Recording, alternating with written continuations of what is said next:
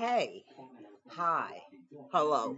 Welcome to Diana Emerson. Today we're listening to Detectives Unraveling Homicide Mysteries. And at that point, I lost my pen.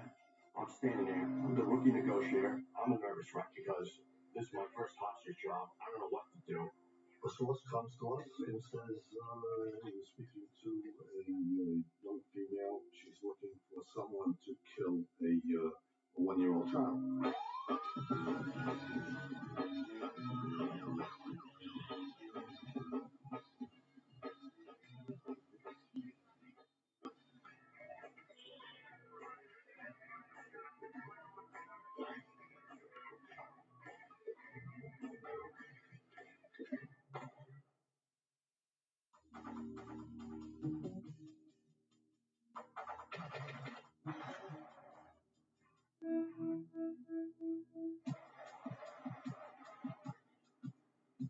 I was a 21-year member of the New York City Police Department. I spent 3 or 4 years in the Detective Bureau, got made detective, and then I was assigned to the 113 Detective Squad in Queens for 5 years. Any day, something can happen. You show up to work, you think it's going to be a quiet Sunday, and the whole day goes into chaos. That's what happened on this day. I just graduated from the hostage negotiation school in the New York City Police Department, and it was a quiet Sunday morning when I received a phone call. It stated there was a hostage situation over on the Queens-Nassau border. So my partner and I drove over there. When we get to the scene, we had learned that a male who lived at home with his parents was kind of a combative, odd duck in the neighborhood, had gone on a shooting spree. Found out he had gotten into an argument with his father and shot him.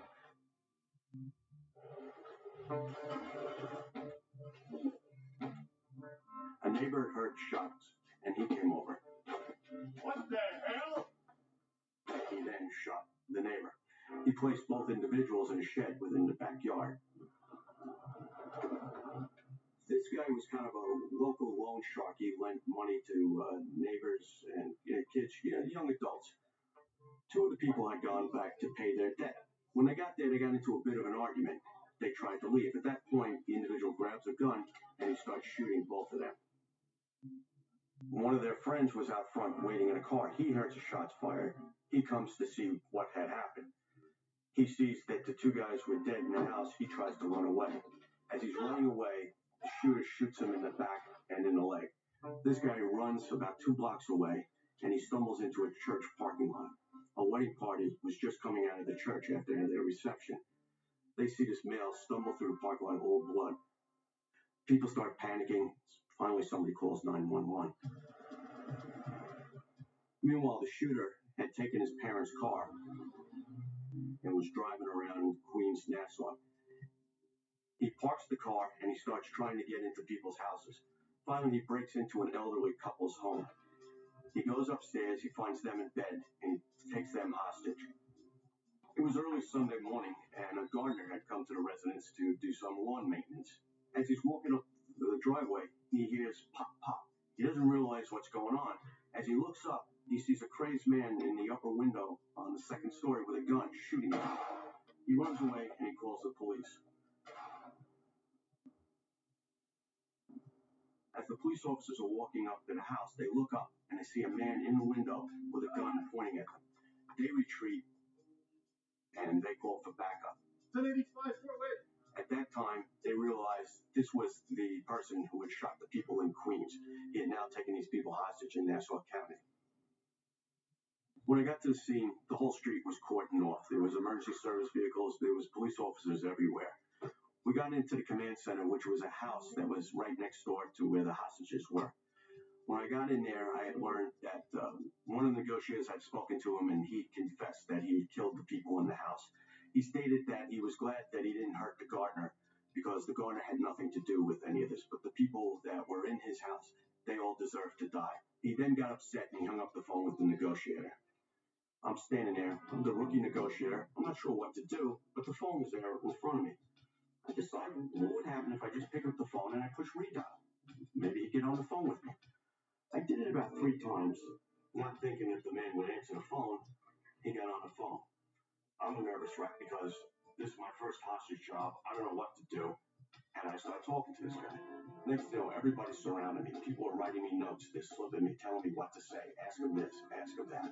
I get into a conversation with him.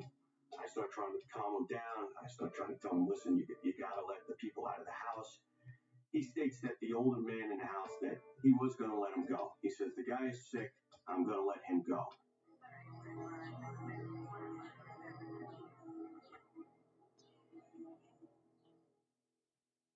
Now I start talking to him, saying, listen, you got to let the woman out. He says, no, I can't let her out. I can't. I need her. I need the woman. We were into our 20th hour, and we were all fried. We had 4 dead bodies on our hands. He was taking shots at us out the window. It seemed like it was never going to end. The phone line was still open, but he wasn't talking anymore. I kept trying to get in contact with him. I kept calling his name. Nothing. We had learned from the emergency service cops who were out front that the woman had escaped. He had fallen asleep in the house and she ran out. About 20 minutes later, he gets back on the phone. I start saying, look, I said, she's gone. You have nobody else there. Come on, let's just end this. Come on into the house. Put your gun down. He says, no, I can't do that. At that point, he picks up his rifle and he starts shooting out the window at the cops that were out there. He didn't hit anybody, luckily, and the police officers who were surrounded the house, they didn't return fire.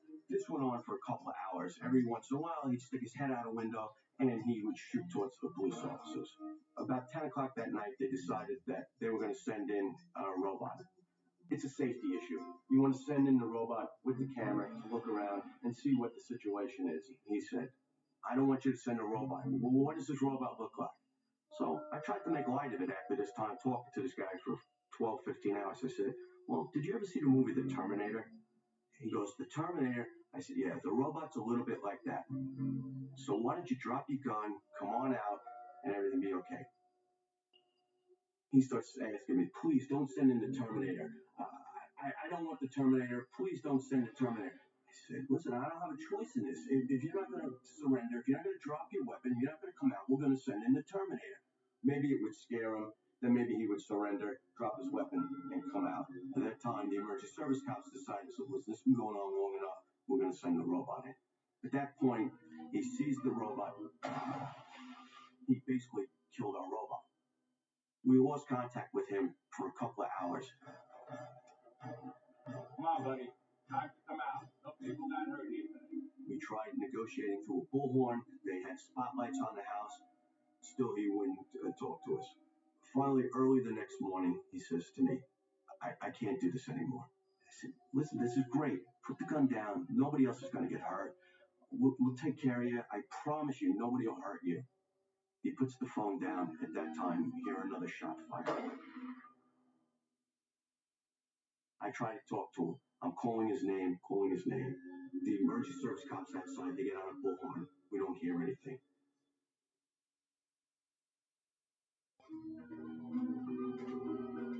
As they scan the area there, they found the male. He had shot himself in the head.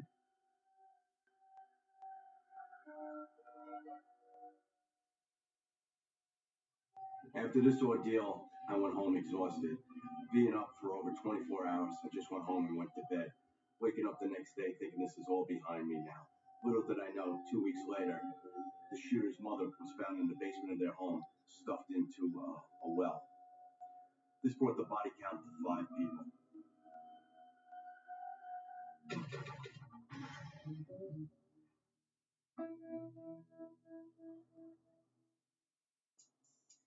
I was a member of New York City Police Department for 21 years, 10 as a police officer and 11 as a detective.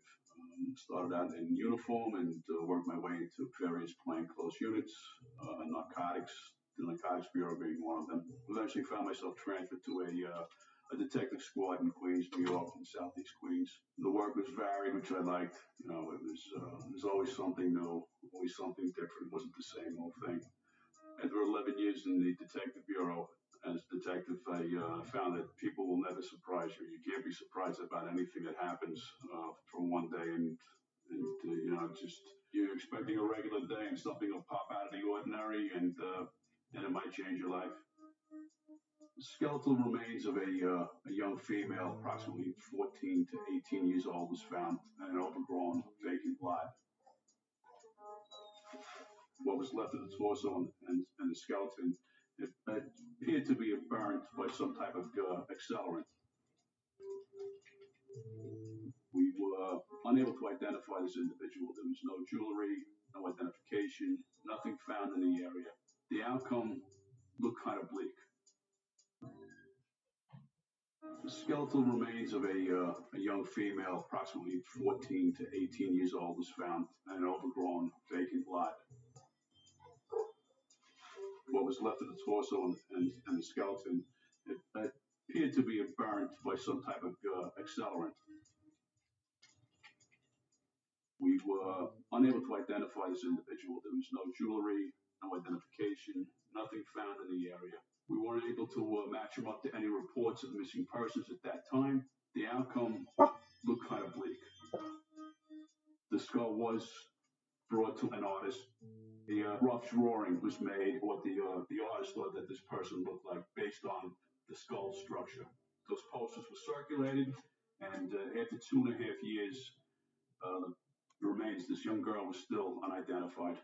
The skull had been kept separate from the other remains. The other remains were buried in Potter's Field Cemetery off of Rikers Island and attended to by inmates of that facility. And it's for the unidentified and people without any other means for burial. I was working in a precinct burglary team, and the regular procedure was to bring everybody that's been arrested in the precinct to be interviewed by the detective bureau to see if they can get a little further information about any of the crimes.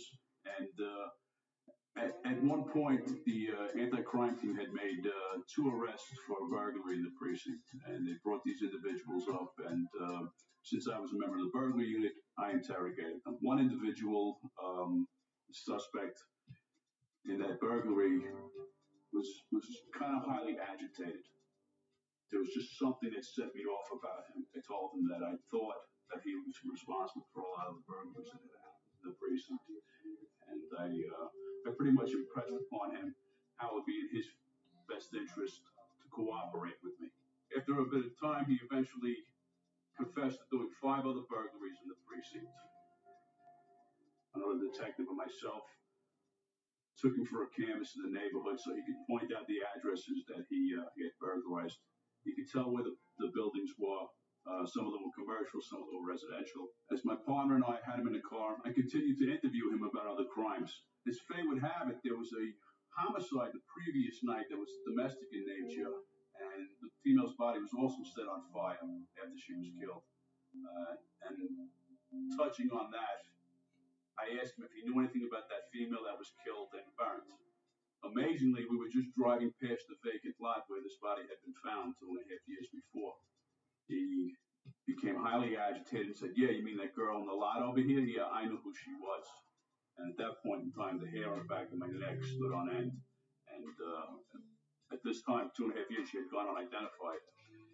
He told me what her name was, and I asked him if he knew where she lived.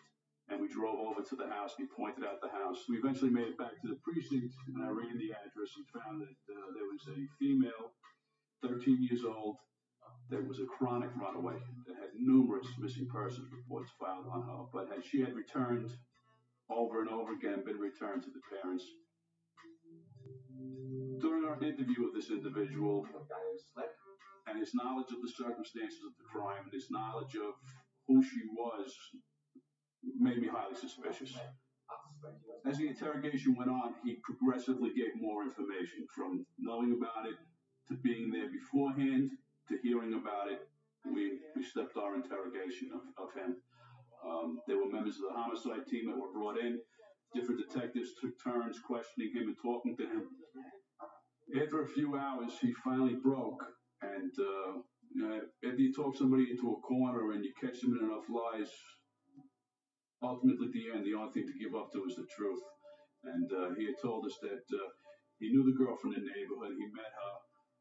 They had plans of going to get high. He was going to get high with her in the lot, and his intentions were of a more amorous nature, and he tried to push himself upon her. She resisted. He told us that he got frustrated at the time, picked up a rock, and bashed her head. He later returned to the scene with some chemicals from the household and set fire to the location in an attempt to cover up the body. To identify the remains, we were able to locate dental x-rays. Dental records are always a good way to identify remains, and we were hoping that something would turn up that we'd be able to match the dental records. This entailed us going and retrieving the skull from the Queen's Medical Examiner's office. My partner and myself retrieved the skull and met another detective at a dentist's office that does forensic work for the city. It was kind of strange going into a dental office with people waiting in the waiting room with a skull in a box and being seated in an exam room while the dentist took x-rays of the skull.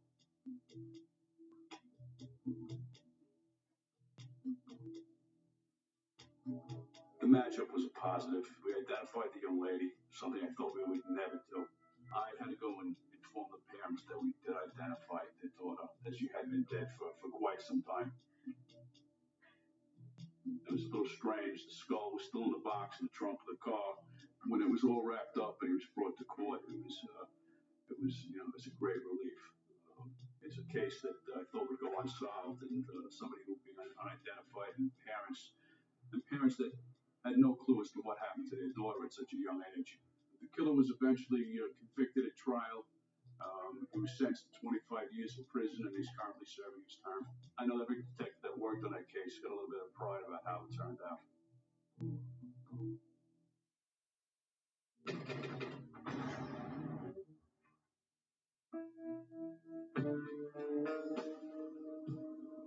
I grew up in the neighborhood. I'm a Brooklyn guy, as you can probably tell by my speech.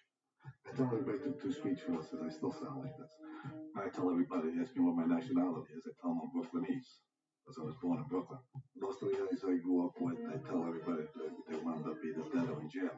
There was a lot of that wannabe wise guy mentality. So I was fortunate enough to go the other way.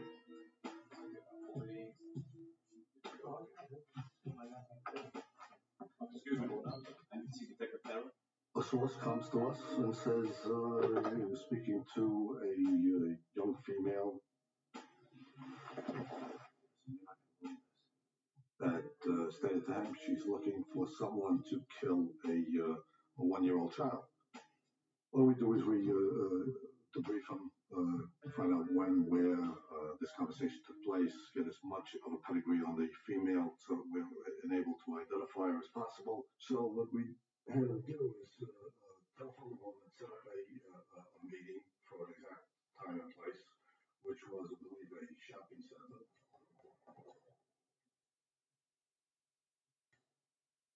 He's running a recording device and an 8 transmitter. We're in close proximity, not to be seen, but that we can keep an eye on him, make sure he's safe, and that we can monitor the age unit. So at this prearranged meeting, she reiterates to him that she wants to have this 1-year-old child killed. She doesn't explain to him why, but that she's willing to pay a considerable amount of money, that she wants it done as soon as possible. After we corroborate, let's download the tape from the informant, and we realize that this one is serious. We have the informant now place a second recorded call to this female. Hey, it's me. Yeah, you remember what we talked about the other day? I can get it done. He sets up a meeting between the female who wants the child killed and an undercover police officer who will be posing as a hitman.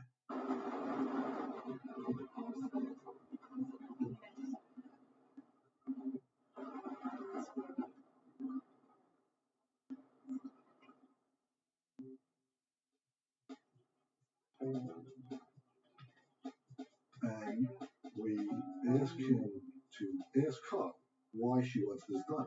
And during the conversation, she admits that she's going out with someone. He's married, and he tells her that he would leave his wife, but he can't at this time because him and his wife just had this child, and the baby is 1 year old, and he didn't feel right in leaving the wife and child for her. Because of that fact, that in her deranged mind, she figured, well, if I eliminate the kid, then he has no excuse, and she's buying into all this nonsense that he's telling her while leaving the wife, and so he'll leave the wife, and they'll live happily ever after.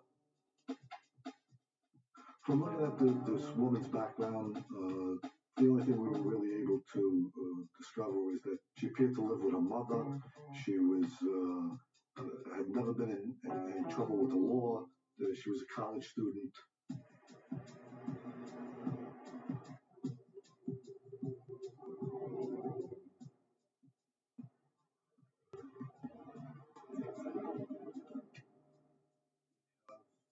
Still another conversation with this female, with the undercover police officer posing as a hitman, and we're trying to get a photograph or an address where this infant lives. It's 339 Birdcrest Lane. And she goes on to state, we ask her about her boyfriend, and she goes on to state that he's a police officer. So now everybody is in shock about this aspect of it. This is a new twist. So now what we're trying to find out is if the police officer has any idea that his alleged girlfriend wants his child killed.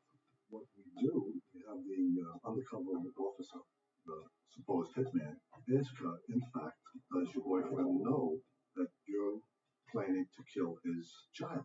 And she tells us yes. Not a shock. Now, if we just collar this woman, we'll never know if the boyfriend is involved in this or is not involved in this. So we have to play it out, take it a step further. Now we have to do the best we can, because otherwise this guy's going to have a cloud over his head for the rest of his life. Because everybody's going to be just scratching their head saying, did he know? Did he have anything to do with this?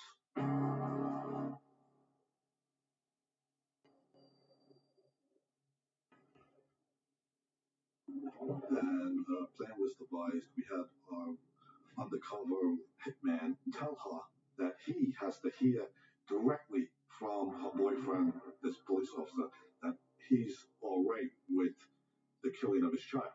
Well, of course he is. I wouldn't be doing it otherwise. I want to speak to him about it. I don't know.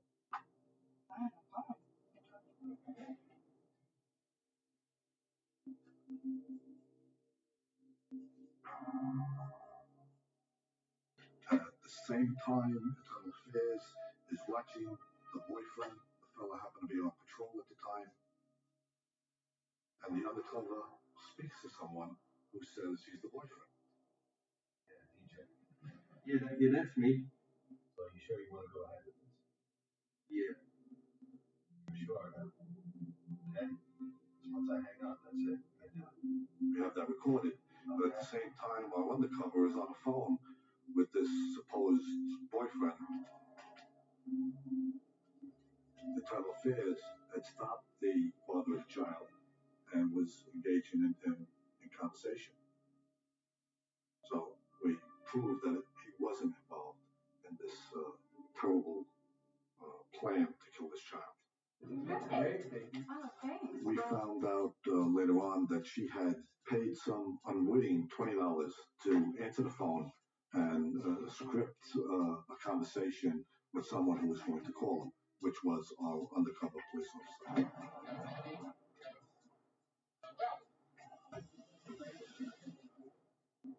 So we approached them and arrested her. She literally just broke down and cried. After the arrest of the female, she was for the most part just distraught and almost in a comatose state. She really didn't have anything to say. She just wept quietly in a cell.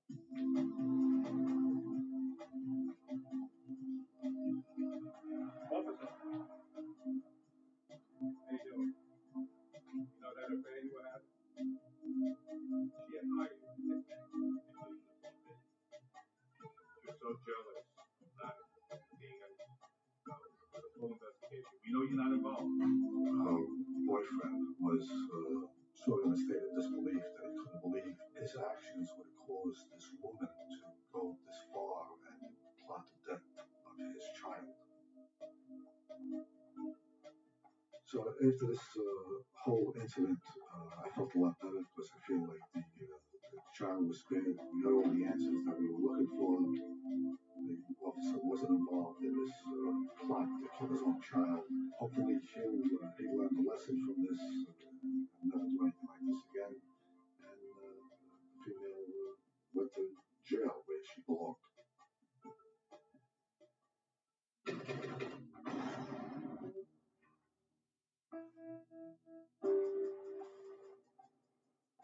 The thing I learned as far as being a detective, the fact that the detectives in New York City can solve crimes with 19 to 20 million people is amazing, because it's like picking one straw out of a huge haystack. And there's very talented detectives that do their job every day, and a lot of it is significant crimes that just don't, not in the news all the time, but are worthy to both themselves for their own pride and for the victims and the people that are shocked by all the aftermath. I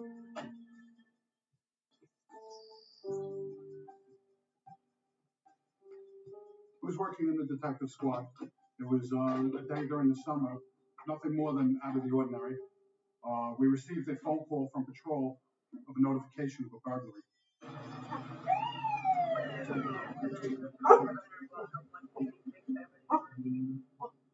There was an emergency service truck there, patrol was there.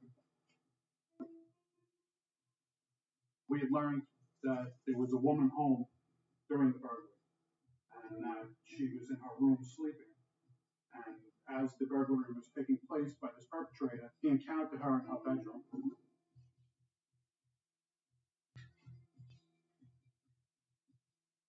And he just walks in and he approaches me with a knife.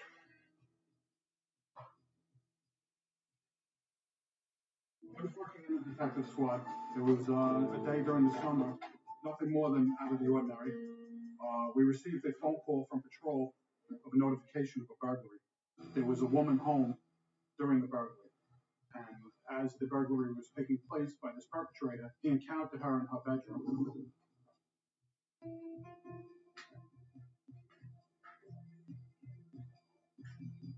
he just walks in and he approaches me with a knife. Subsequently, he forced himself onto her and had committed a rape.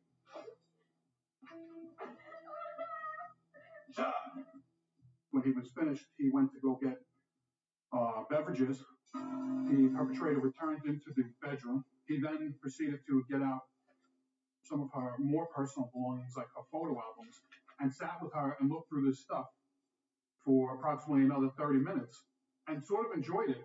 Sort of went through her life with her bit by bit through her photo albums. I know. The personal touch that this guy, applied towards this crime just made us aggravated, and we wanted to put a stop to it.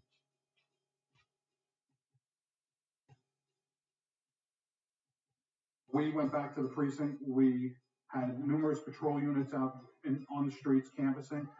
From that point on, anybody who was arrested was questioned about this. People were stopped on the street. There was inquiries made. And subsequently, after a couple of weeks, we ran into no solution, and we kind of went cold.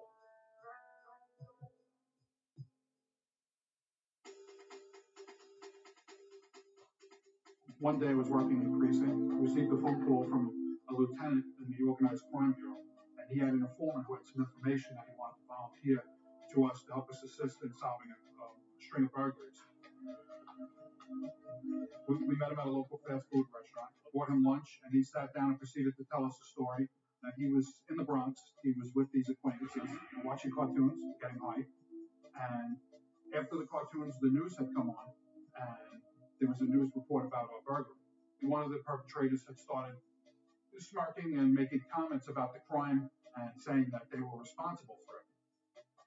We asked him what his involvement was, or if there was any involvement, because we certainly didn't want to involve ourselves with somebody who was committing these crimes. He assured us that he was absolutely not involved and that he was just giving the information over for his own personal reasons. He had a sister who lived in our command, and she had children, and that he didn't want her to become a victim of a break-in. Got him to give us a name of one of the individuals. We took that information. We found out who that person was. We got him identified.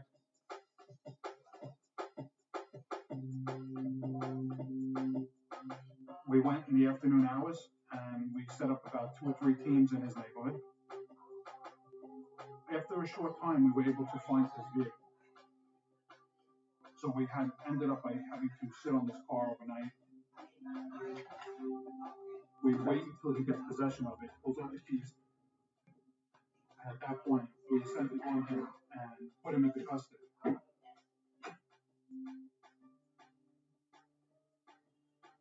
In the car itself was a backpack that had tools in it that would be common for burglaries. We advised him as to what we were doing and why we were there, put him in our car, and went back to Queens.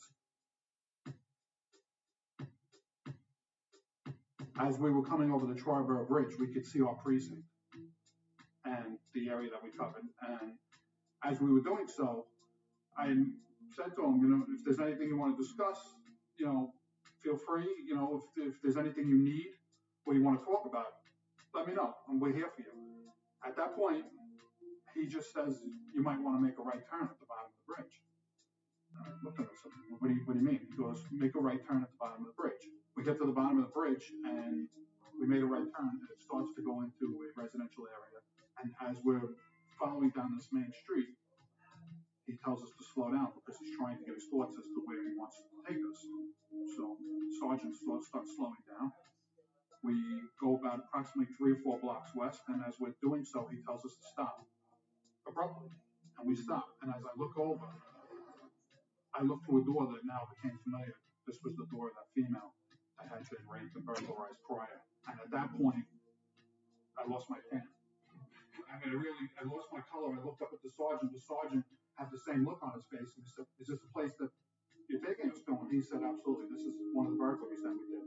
And I said, wait. And he says, yeah, it was more than me. So at that point, we asked him to return to the precinct and sat down and did a formal investigation and interview with them, and began to tell us the tale of a string of burglaries that they were doing. This perpetrator himself seemed more like the meat type. He was quiet, he was pretty scared, and he had pretty much tried to press on us that he was the driver. He was not the person responsible for what was going on inside these crimes, because obviously the situation was getting the better of him, and he realized what was happening and what kind of trouble they were facing down the road now that this had started to unravel. So we received an identification from him as to who we were looking for. He said that he would not be easy to find, and he was right. We went to a couple different places that he had addresses for and ran into no luck. We did, however, receive a tip that this guy was staying at a sort of like an SRO, like a rooming house in the Bronx. Based on the information that he had been there recently, we received a search warrant, and we utilized that search warrant to gain entry into his apartment, in which we found the proceeds from probably at least 3 to 4 dozen burglaries. Besides valuables, the room was filled with luggage and pillowcases, personal photos, all personal belongings of people, stuff that they would really truly miss. We went out for about another day, and we were canvassing around the Bronx. We had accidentally stumbled upon him coming off a train and walking up and going into a pawn shop. This guy was the complete opposite of the driver. This guy had he had that eerie feeling, like if you saw him on the street, you would know that he was up to no good. Once he got to the pawn shop, we were able to all run in there and grab him and hold him. He had some proceeds that were not belonging to him. He couldn't answer where he got them from. He got extremely nervous. He tried to fight us. We put him into custody, and we took him back to the precinct along with the property. And we began to now unwind all the property that we had received backwards to try and track all these crimes that they had committed.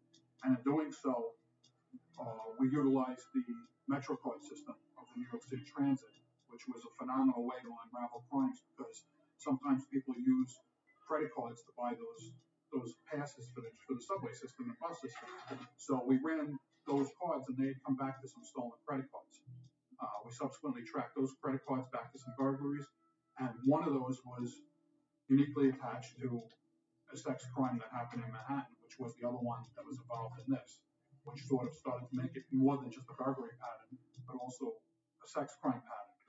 This is a slam dunk. We sat down, we talked to him. We were able to obtain a DNA sample from him. And in doing so, we were able to connect that DNA over to the other crimes, which subsequently solved not only the burglary pattern, but put an end to the sex crimes and rape pattern that he had committed. All subjects were then charged with all those crimes.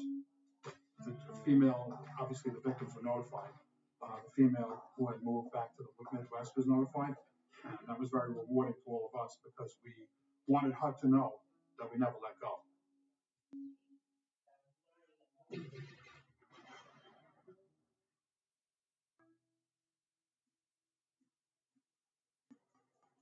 When you first applied to narcotics, you would apply to be either an investigator or an undercover. So for myself, I thought it would be very exciting. I said, I'm going as an undercover first. I'll do that for a little while, then I'll flip what they call flipping, meaning change over to an investigator. I was in Brooklyn North Narcotics. It was a very tough area of Brooklyn to work. We covered East New York, Brownsville, Bedford-Stuyvesant, very tough areas. And the narcotics traffic was very high and crime was very high. And when I first went into narcotics, I went in as an undercover. And I went to the midnight hours where we worked, 12 at night to 8 in the morning. And during that time, the only two people out on the streets were criminals or cops. Okay. Our job was to go into the neighborhoods, blend into the neighborhoods, and buy narcotics. And the field team, which were the investigators, would be set up in an area maybe a block or two away. And we would have on hidden microphones. And once we made the buy, if they were going to arrest that same time, we would get the signal and it would go in and arrest them. There was one particular night, we went out into the field, and it was myself and two other undercovers, and I was sitting in the back seat of the car. Now, we drove in what they would call nondescript cars. They didn't look like police cars. It was cars that we would rent, okay, from a rent-a-car place, so we had all kinds of cars. And I was in the back seat, and my two partners were in the front seat. We went to maybe two other locations when we first started out, but it was empty, meaning that they weren't selling any drugs. Okay, so one of my partners, who was the driver, he got on the radio and he spoke to our lieutenant. He said he remembers a spot that they constantly are selling drugs. They're always working. Our lieutenant said, okay, let's pull over and let's stop and let's go over this plan, because we would always have a attack plan of the places that we were going to hit. In other words, meaning the place that we were going to go to buy drugs. So our lieutenant approved it, and we let the whole field team know. And then everybody got back in the car and we pulled off to this location. It's like maybe 2:30 in the morning. So we pulled up to the location, and I set up. And our plan was for the three of us to go into the building to attempt to buy cocaine. We parked the car about a block away. And as we exit the car and we're walking towards the location, there was two individuals sitting on the stoop of the building that we were going to go into. It's like a 4-story tenement building. So as we walk up to them, we asked them, were they still working on the second floor apartment? One of the gentlemen was a male Hispanic, and he said, yes, they are working, meaning were they still selling drugs? That was like a street term that you would use. So we walked up to the second floor to the apartment. As we walk up the staircase, my partner, he knocks on the door. And he said, he wants to buy some nicks, meaning cocaine. So he gave him like $40, and they gave him the cocaine. So as we were about to leave, the male Hispanic who was out front, who told us that they was working, he walks past us very fast. He goes into the apartment. But we didn't think anything of it at that moment. We continued down the staircase.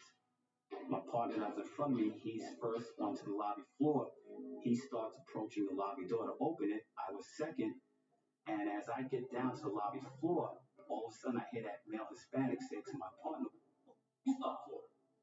You stop for it." Now I'm thinking to myself, okay, we're going to have to fight this guy because as an undercover, you did a lot of fighting. That was just the nature of the beast. It was a very deadly game. I had my hand on my gun.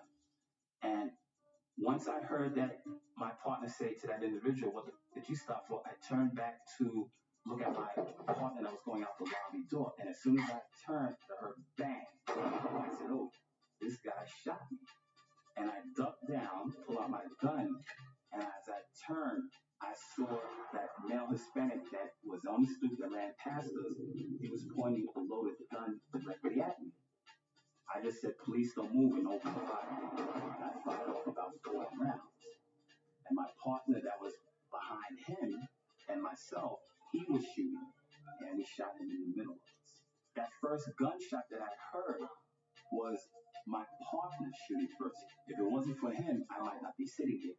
I looked at this individual, and he was still alive, but you could see his life going out there because he would go, "Ah," like that, like the breath was leaving his body, and he was deceased. I started checking myself to make sure I wasn't shot. Your heart is beating very fast, you're very nervous, you're very scared, and you're very mad. You have all these emotions going through you.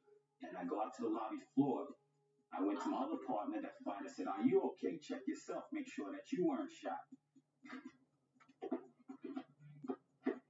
So we check ourselves, and then I sat down on the stoop of the lobby, and I just inhaled and exhaled, and that's when our field team came running up, and everybody was like, "Declan," you had detectives running into the building, detectives coming over to us. "Are you okay? Are you fine?" They hurried and got the 3 of us into our car, and they took us directly to the hospital. As we were discussing it with the other investigators in our team, we realized that they were what you call a rip-off crew, meaning that they would have you go and buy the drugs, and then they would have their people rob you to get back drugs and whatever other money that you have on you. Unbeknownst to him, we were detectives. So he was in for the big shock of his life.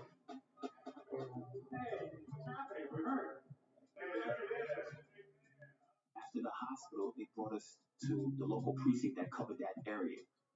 And this is where we had all of the questions and everything. And you know when it's a good shooting, because when it's a good shooting, all the white shirts who are the big supervisors and the suits and the ties come in. When they're patting you on the back and they're saying, "Excellent job, detective." You know it's a good shooting. Because if it wasn't a good shooting, nobody would speak to you.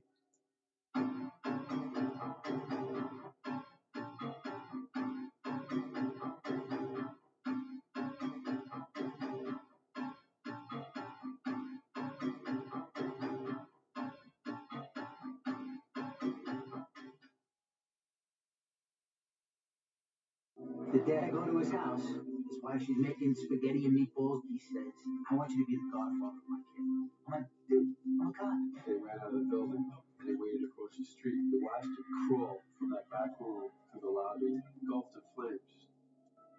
As he got to the car, 2 other guys stuck guns in his side. They handcuffed him. They put tape around his mouth, and then they put a bag over his head. Every day would be different. Every day would be adventurous, and it was like having a front row seat to the greatest show on earth.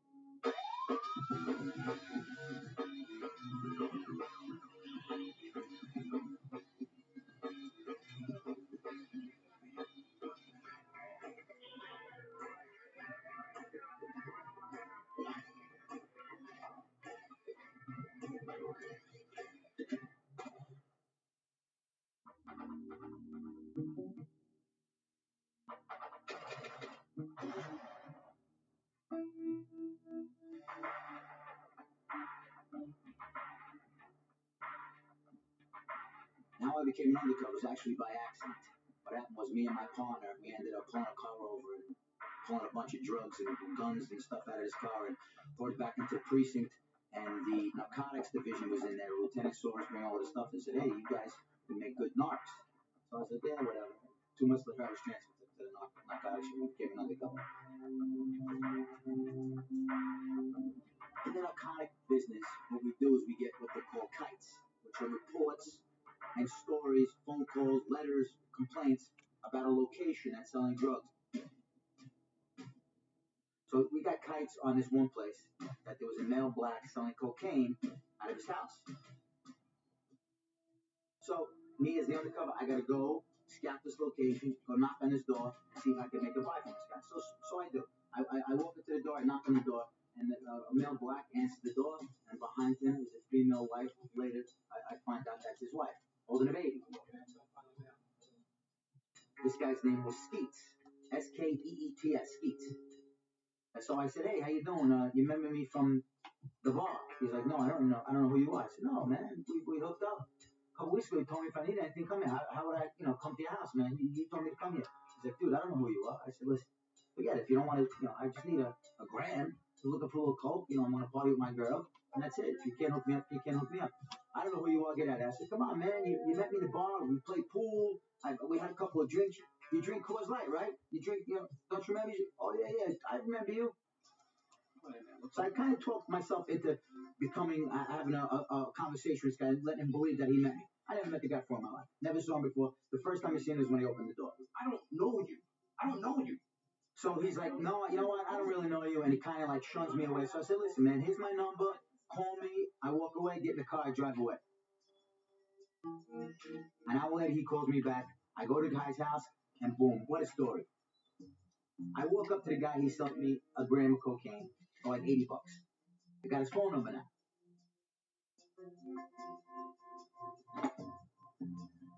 I call him back the next couple of days. Hey, man, dude, that stuff was fantastic. You hook me up again? He's like, hey. I said, come on, man, it was great. You come to the bar, meet you in the bar. I'll buy you some drinks. How's that?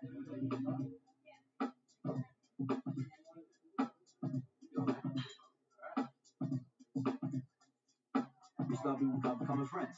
I go to his house, buy him again.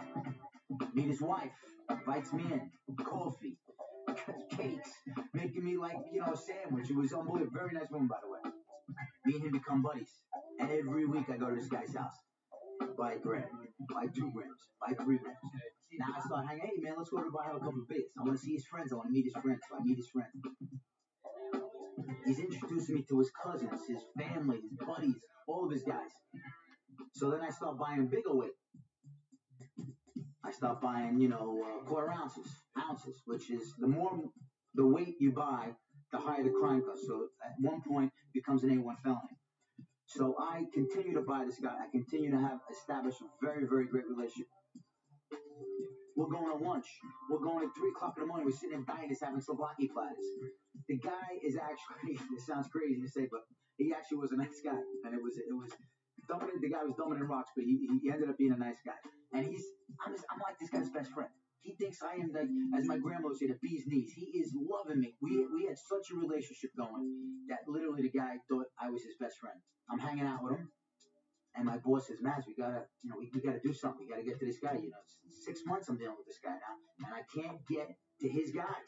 So now I gotta tell him, I gotta come clean with him and tell him, listen, Skeets, I'm a cop.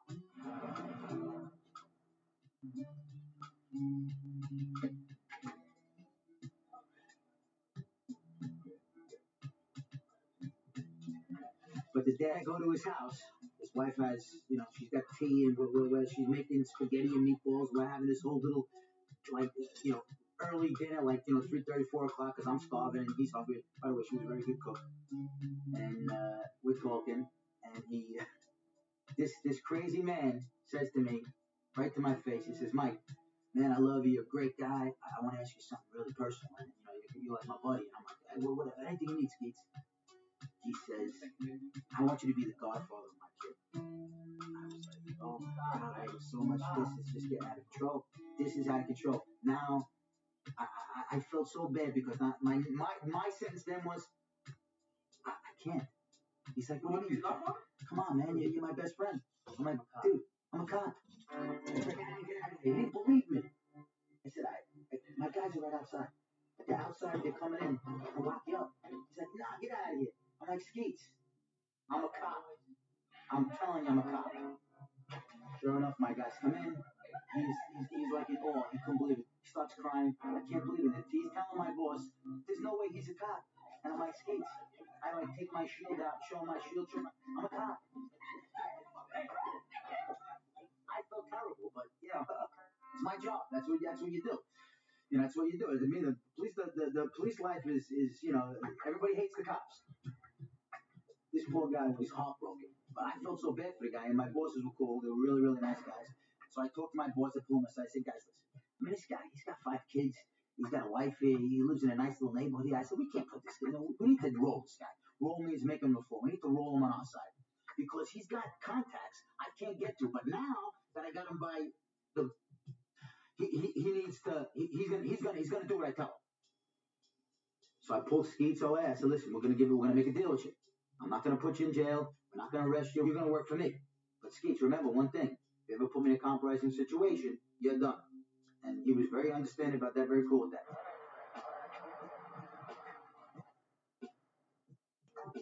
So he introduced me to a bunch of his buddies. A couple months transpired. I met bigger bars from these guys, boom, boom. So now me and him have to hang out all the time.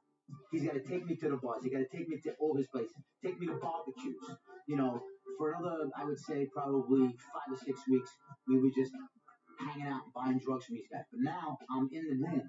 I'm making the deals with them. I'm giving the money. I'm meeting the big guys. So now we go in the bar. I'm gonna buy a couple of ounces, which was an A1 felony buy for these guys. Skeets brings me in. You know, he knows because before anything I told him anything goes bad, you ever jeopardize my safety. Make no mistake about it. You're the first one to go, Skeets. I'm telling you. So now I'm in deep. Now I got these guys for a couple of A1 buys, and we're ready to take them down. So we're in the bar, hanging out.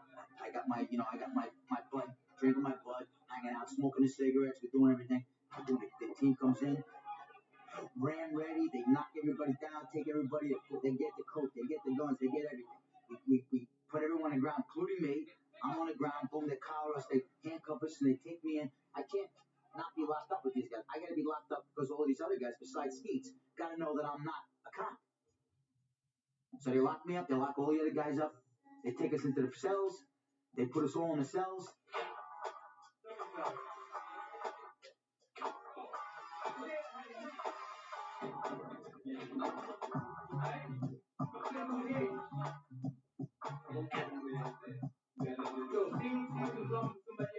Now we're looking at each other, and now I'm sitting in the cells with these guys because I gotta be so they know that it's me and Skeets ain't the rats. So now the argument starts. Don't say nothing. We get out of here. We get dealt with. That's all I got to say. Quiet down in there. You see, I'm on. No, you guys set me up. Of course, I'm bold to myself. And Skeets crying, I can't believe I'm locked up. Meanwhile, these guys are going to jail anyway.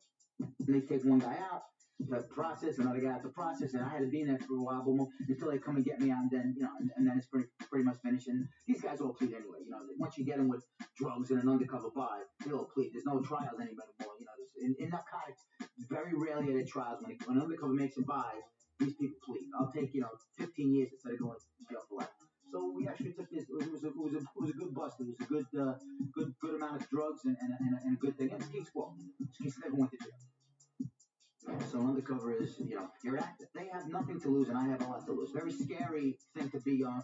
Just walk into a place, knock on the door, and say, hey, can I get 5 kilos of heroin or whatever? And they'd be, who the hell are you? So it was interesting.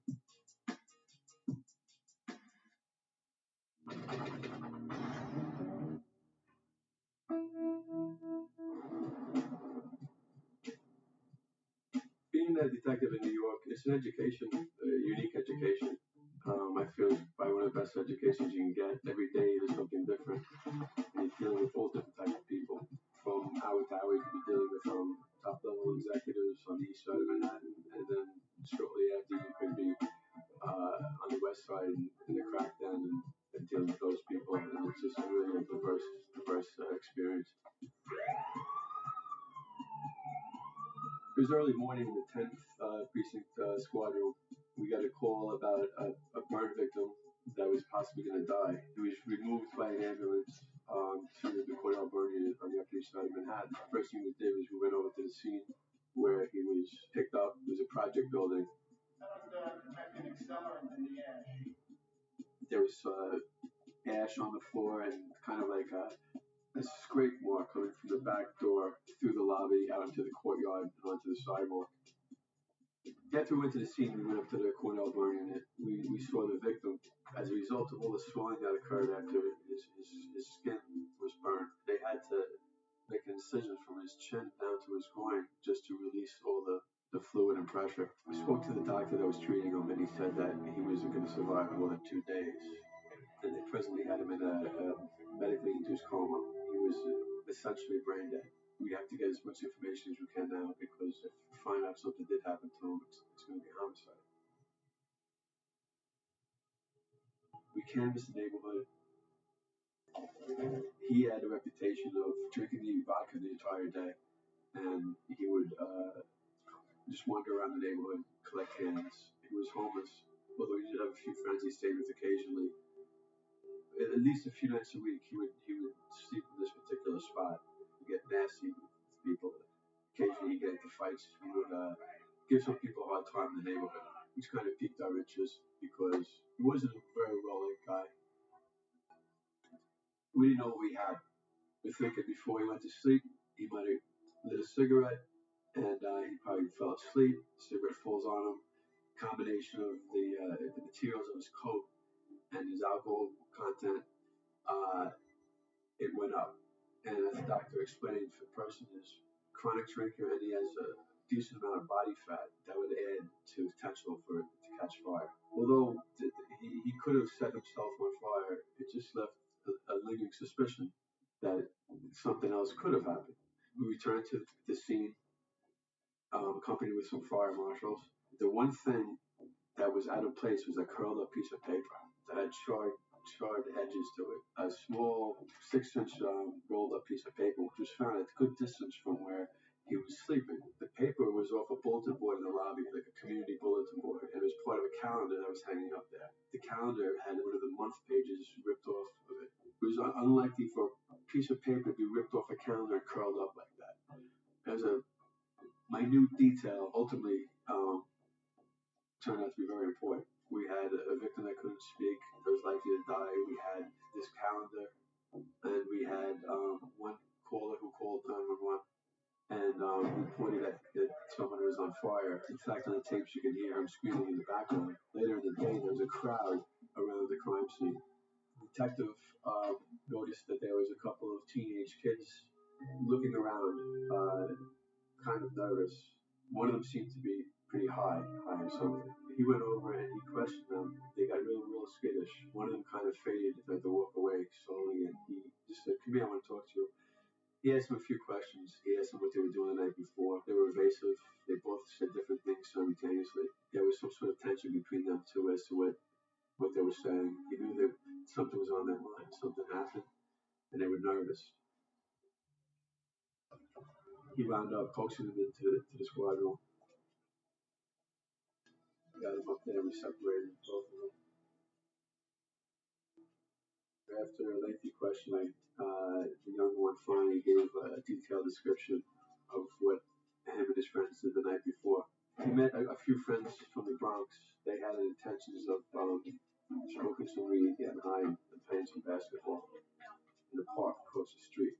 At one point, one of the kids started complaining about the quality of basketball. So the other kid said, I got a better one upstairs. He went upstairs and got a better basketball. And as him and two of his friends came downstairs, the victim happened to be stumbling through the doors of the project building. That a nickname for a lot of people knew him as Big Head, including these kids. Hey, you crazy bum! Get on with it! As they were walking out, he was coming in. He was pretty inebriated.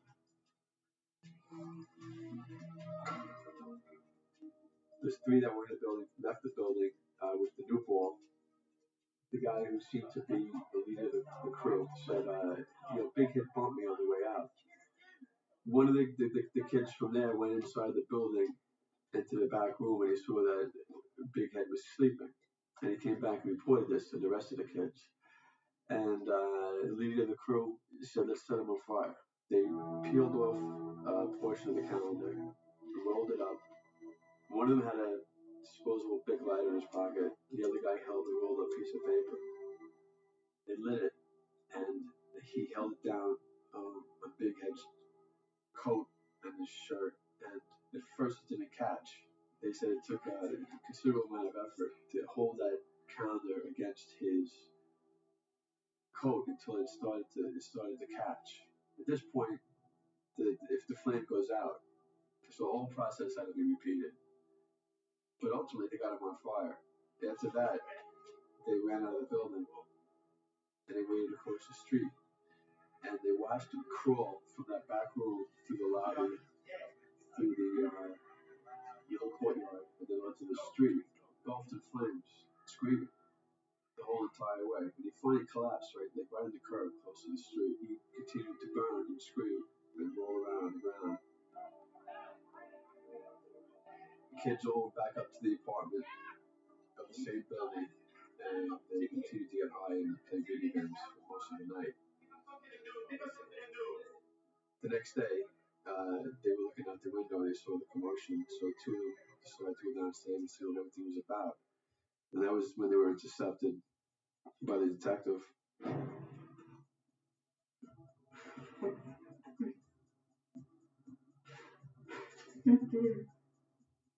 Ultimately, there were 5 arrests made. It's rare to solve an entire case on a piece of physical evidence. The majority of it is, old-fashioned interviewing witnesses and piecing together what happened, and getting, information from other people.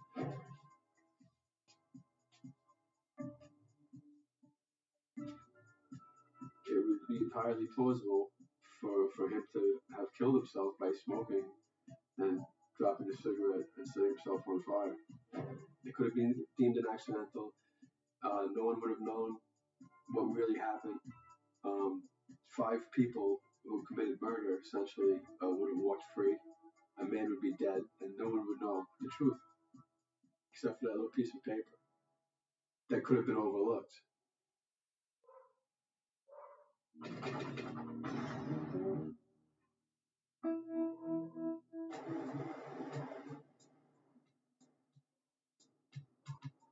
I became a detective working in the applicant processing unit, investigating civilians wanting to become police officers and investigating their backgrounds.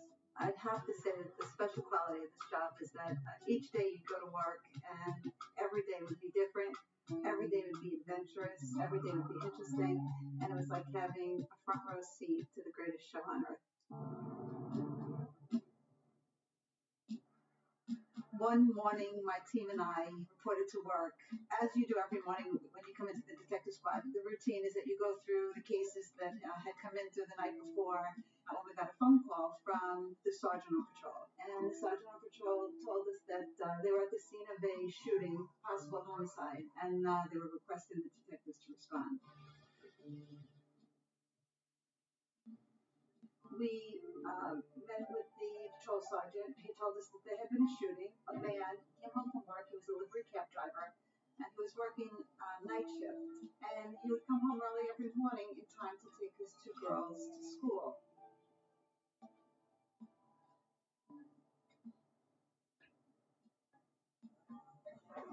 This was his normal routine. He did it every single day.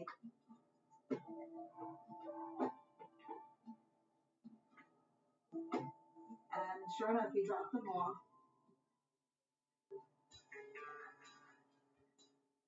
And on his way back to his home, someone came from behind him and shot him several times in the chest.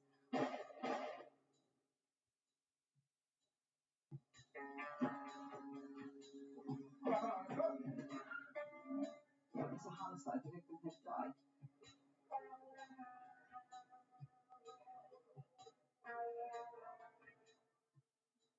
We met with the victim's wife.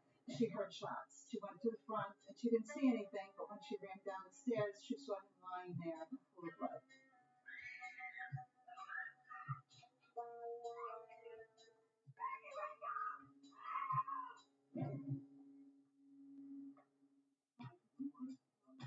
we went out into the community and we were walking up and down, knocking on doors, looking for anyone who could give us any information about what had happened. I came across a man who was walking his dog. He noticed a suspicious car parked adjacent to this person's home, with two males sitting in the car. And the one thing that he was able to tell me is that on the rear bumper of the car, he noticed an identifying sticker from a local car rental agency. We continued to do our canvass, collected all this information. My partner and I took a ride to the local car rental agency. The manager was able to give us the information on who it was who rented the car. We went over to the home.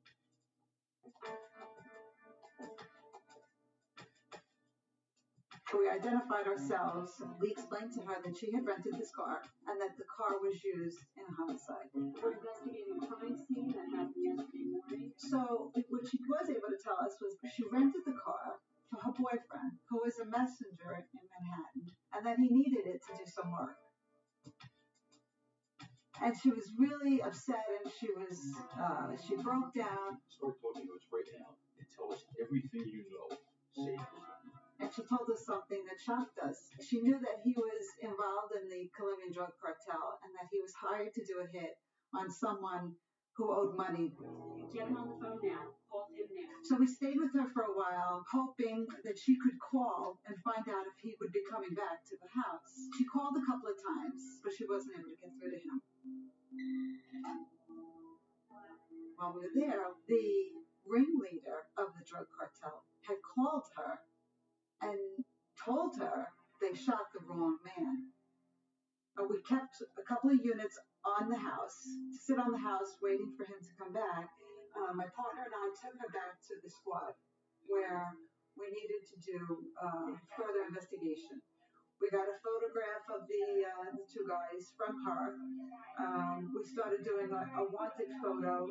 We transmitted alarms looking for the car that they had been in and the car that was used in the commission of the crime all over the city, citywide transmission, hoping that someone would spot them in that car. Later on that afternoon, while we were still at the detective squad, interviewing her and going through all the details on her boyfriend, he called her cell phone. And he told her that he was ditching the car over by the airport, and he was getting on a flight to Miami. When? What did you do with the car? We called immigrations, we called the Port Authority Police, we called Kennedy Airport. We weren't quite sure exactly what airline they would be flying on, but we knew that he was on a flight that night to Miami. As we're responding over to the airport, immigrations went through, the list of passengers scheduled for flights from Miami that night and came up with this offender. And when we got to the airport, they notified us. They told us what flight, he was scheduled to be on. And sure enough, we kind of staked out the flight at the gate. And later on, just before the flight was ready to board, he and the other perpetrator were there, and with the help of the immigration officers, we were able to make an arrest.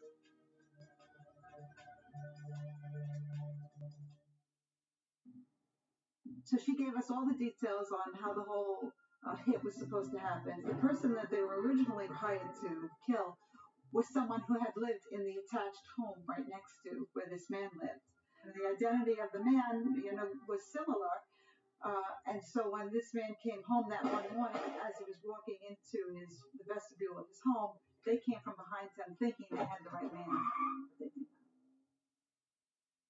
The female received a lighter sentence because she cooperated with the police, and with the help of the DA, we were able to reduce her sentence and reduce her charges. The other two men were serving a maximum of 25 years to life.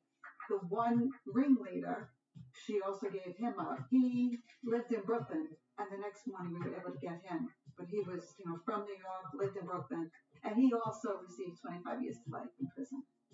He was a good husband, a good father, always good to his children. He was a religious man, good in the neighborhood, helping everyone. it wasn't the right person. You know, they murdered an innocent man.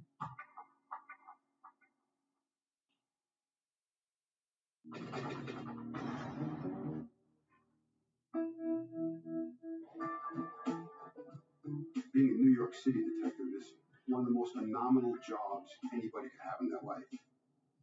People just don't understand what a police officer has to deal with on a regular basis, and it's just hard to explain. You just can't explain it. It's every day a different thing happens, and it's just a phenomenal career.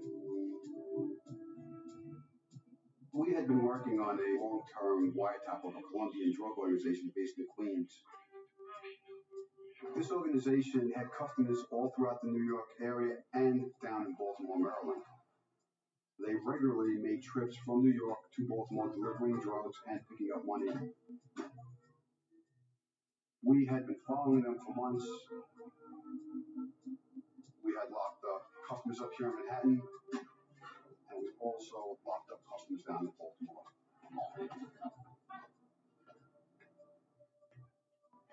The way this organization worked with good customers is they would deliver a certain amount of drugs.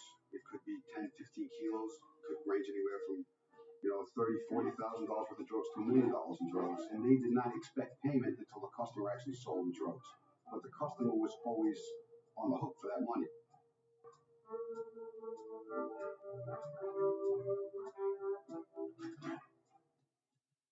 The gentleman that we arrested in Baltimore had owed these drug dealers a couple $100,000 when he was arrested. We had seized the drugs from him. He had owed the money for those drugs, and now he was on the hook for that money. But he was in jail, and there was no way he was going to be able to pay it. The Colombian from Queens made regular visits down to Baltimore and was pressuring the family to pay the money. Hi. Come here.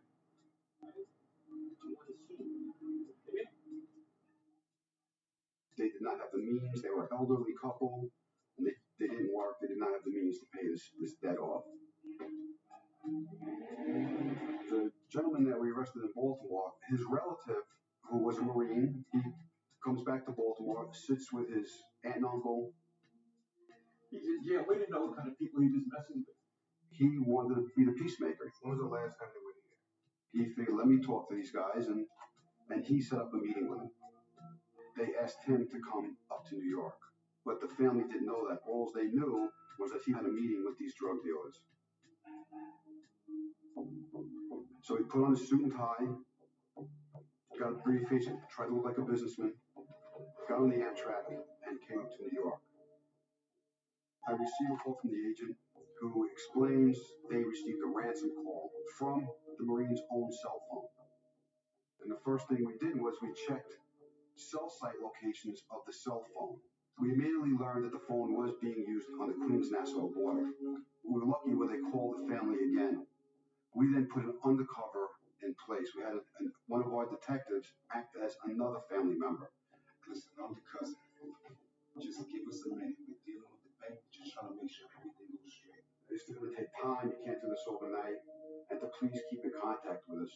We needed them to use that phone as much as we could so we could track it. We actually talked them into giving us a beeper number so we could keep calling them. All of a sudden, that phone stopped being used, and they introduced a new telephone, which when we checked, it turned out to be one of those pay-as-you-go phones. We had to then get a judge to authorize a new wiretap to listen to that phone. It was a Saturday. We drove to the judge's house in Manhattan, knocked on her door, and she started to let us in, and at the last second, she stopped us both. Now, we had been up for 3 days at this point, and she said, take off your shoes. She would not let us into her house until we took off our shoes. Well, we did. We took off our shoes and we went in. She signed the wiretap order and we immediately got up on the phone. We then zeroed in on a certain location in Queens. From an old case, I remember the house that the Colombians used to use. Colombians like to use the same real estate agents, and they always ended up in the same houses. So I sent the team over there. They set up in front of the house, and there was a van in the driveway. They ran that van. It came back registered to a gentleman who had been arrested for narcotics in the past and had been arrested for kidnapping. After a few hours A male left the location, got in the van, and drove off. We didn't want to blow our investigation, so we followed him long enough until he violated a traffic regulation. We had the team pull him over and conducted the stop as if it was just a traffic violation. While they were doing that, I dialed the beeper number of the beeper that we knew the kidnappers were using. The sound of the beeper went off in the kidnapper's pocket, and we realized we had the right guy.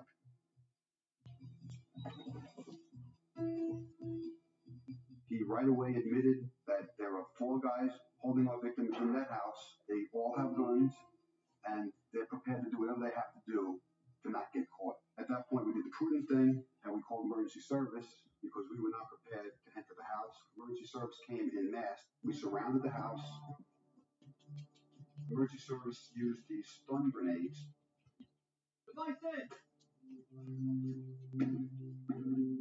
As they did this, we rushed the house.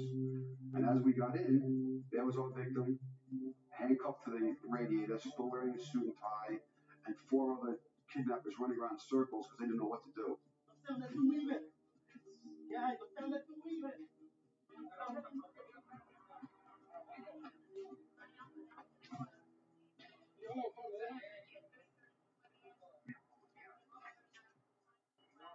We brought him back to the precinct and debriefed him. He gave us the whole story of what happened the prior days. He explained that he met him in the Queens Center Mall. He followed him out to the parking lot where there was another guy waiting in the car.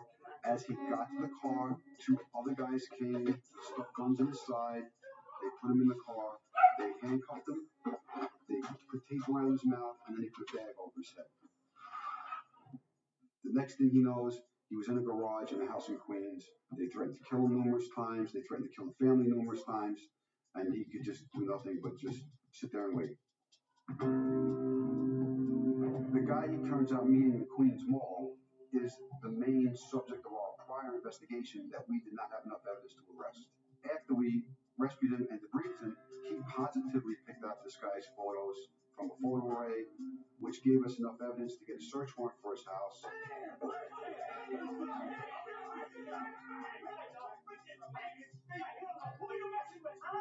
We seized 15 kilos of cocaine, which was secreted in the air conditioning units of his house, and I believe it was $40,000 to $50,000, which was secreted in his dishwasher. And then we learned why they switched the phone, which I thought was the funny thing. They switched using phones because the battery died in his phone, and they couldn't find a charger anywhere to charge the battery. Between them, they could not figure out how to go to Radio Shack and buy a charger. Everyone thinks that these Colombian drug dealers are so smart. They used a cell phone, which they didn't have a charger for. They stashed this guy in a house where there had been numerous arrests and numerous Colombians had rented before in the past. And they called in the Marines.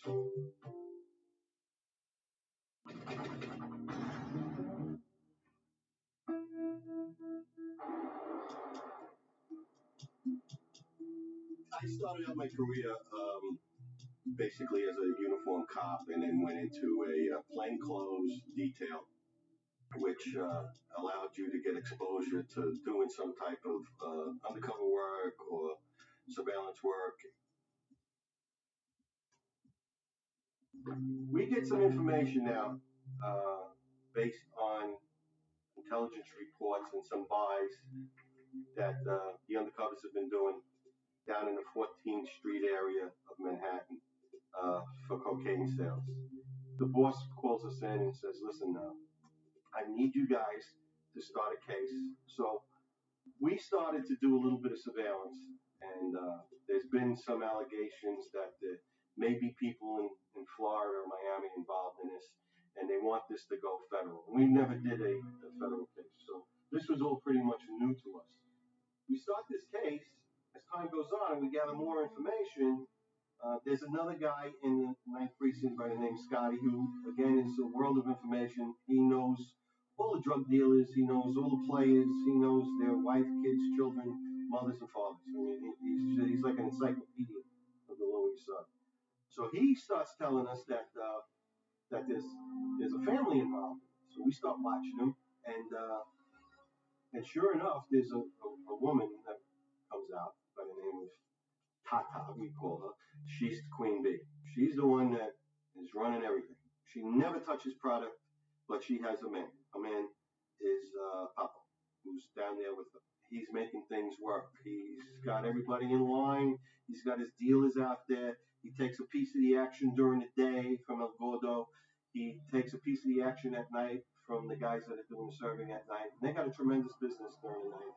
You know, all the bridge and tunnel people are going in there, and they're not paying white boy prices for cocaine. You know, they're paying like ghetto prices, which are not, you know, $100 a gram. They're paying like, you know, $30 for a gram of coke. That's decent from the lab reports that we got back. You know, product's pretty good.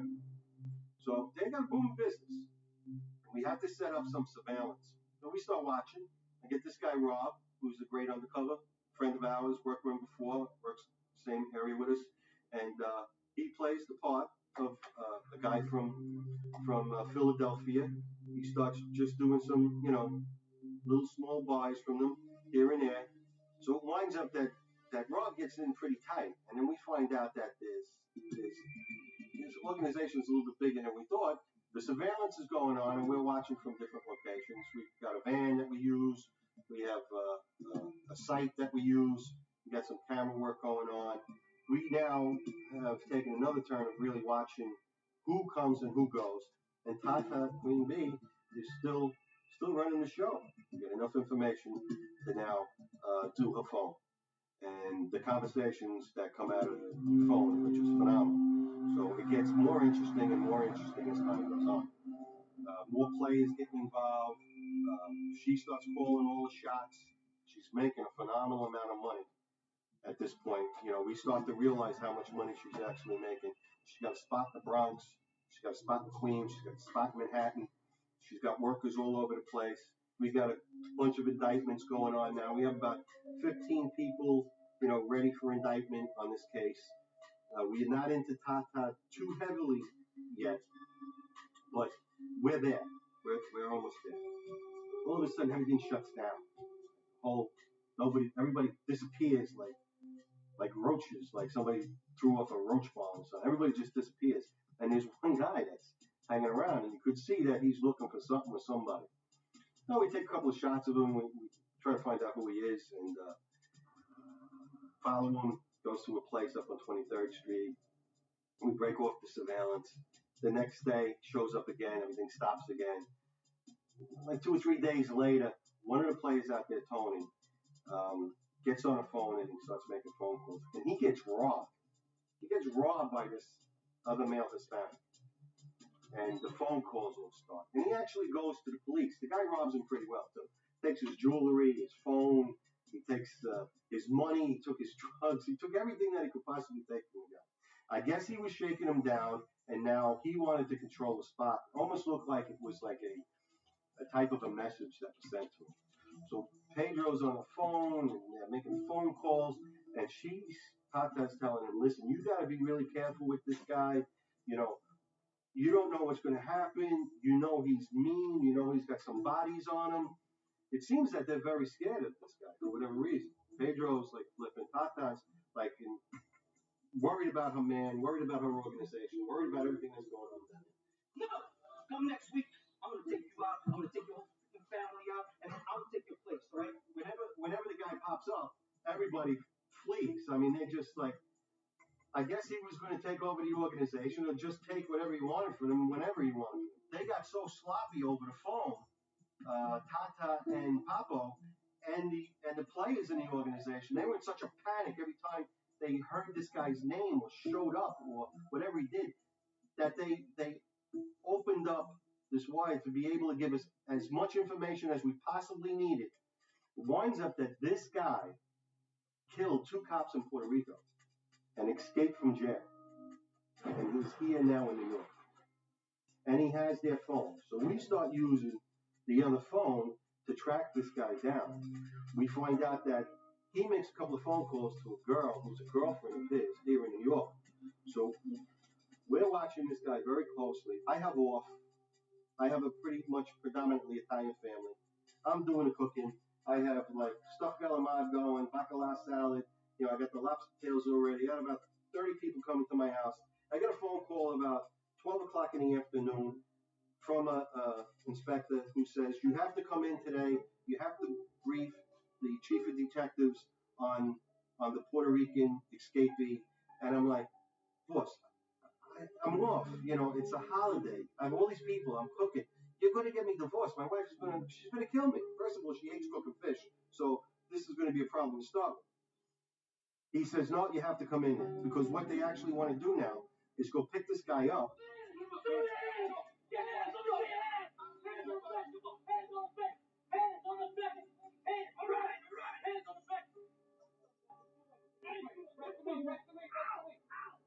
Everything worked out well for everybody. The guy gets incarcerated. They got the guy for the 2 murders in Puerto Rico, the police officers, and he's here now. Everybody's happy.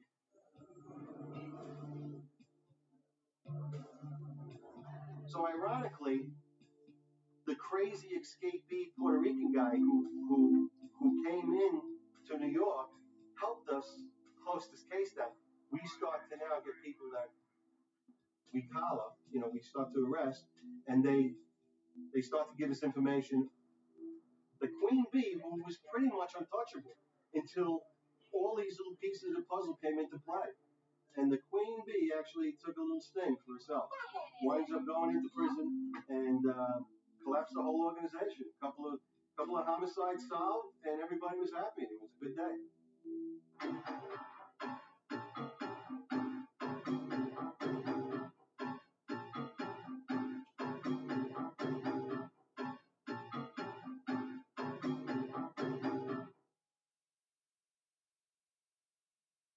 Do you want to help yourself? Do you want to tell us who was involved in this thing? Because once you go into that lineup, you get picked out, you're done. We don't have a body. Bottom line is, we don't have a murder case unless we have a body. At this point, all I can think is that this person killed this elderly woman, and he's going to get away with murder. When they talked about getting rid of him, meaning killing him, she didn't object.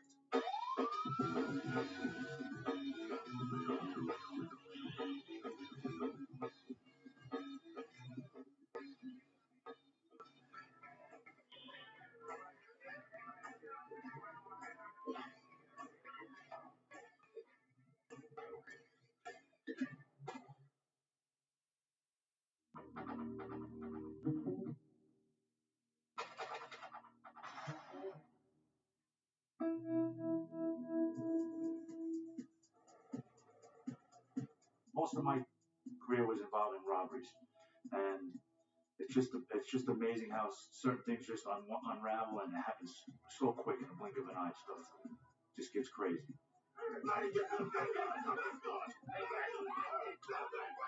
We had a call a robbery in progress at a department store. When we're there, we see it's just insane. There's police all over the place, uniforms, canine, emergency service, everybody's there. As we go in, we do a search. They think the guys might still be in the actual department store. They're gone. So now we start interviewing everybody. People have been stripped, sexually abused, pistol whipped.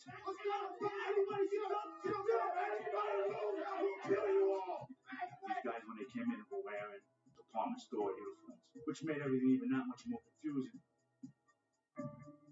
Come on. Nice and easy. Let's go. Come on. Let's go nice and easy. We go to the security office because that's where the tapes are. We're hoping there's going to be tapes. As I get into the security guard who's monitoring tapes is getting the tape off his hands. He was taped up. Well, his story was that when he heard a knock on the door, as soon as he opened the door, don't kill me. They bum rushed him, they put him on the floor. They taped them all up, and then they hit the wall. They got $18,000 out of the wall.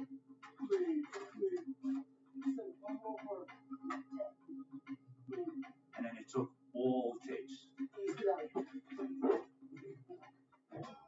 I start doing a canvas. I go into the parking lot of the place. Show your hands. Show your hands now. Do it. And I come across this guy sitting in his car. And, I asked him, what are you doing here? What's going on? I said, oh, I'm waiting for my girlfriend. She works in the store. I said, oh, really? Is it unusual that she didn't come out yet? He says, yeah. I said, did you see anything when we were sitting out here? She says, yeah, I actually did. I saw like 5 guys come out of here with ski masks and carrying black bags. I said, okay. Did you identify anything? Well, yeah, the last guy come out of the store with his mask off. The guy you did see take the mask off, can you identify him? He says, absolutely, I can definitely identify him. So at this point, we bring him back to the station house and we have him look at pictures.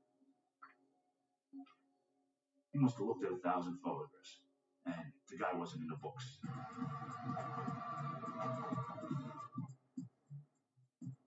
So now as the investigation goes on, my sense was it was definitely an inside job. The way they came in, the way they came out, wearing the uniforms. I asked the manager of the store if she could provide me with all the current employees and the ex-employees, because the store wasn't open that long before the robbery happened. And she said, yeah, no problem. And I started the task of going through every employee. I come up with a couple of people who had prior arrests, and one in particular was the guy who worked in the shipping area. He had a prior arrest for grand larceny. I asked her about this one individual, and she said, well, he was off the day before the robbery, and the day of the robbery, and the day after the robbery. I says, really? Okay. I says, is it possible I can make arrangements to check out the shipping department where he works? She says, yeah, no problem. I said, just let me know when he's not working. She says, he won't be in tomorrow. So I said, okay, I'll be by tomorrow morning.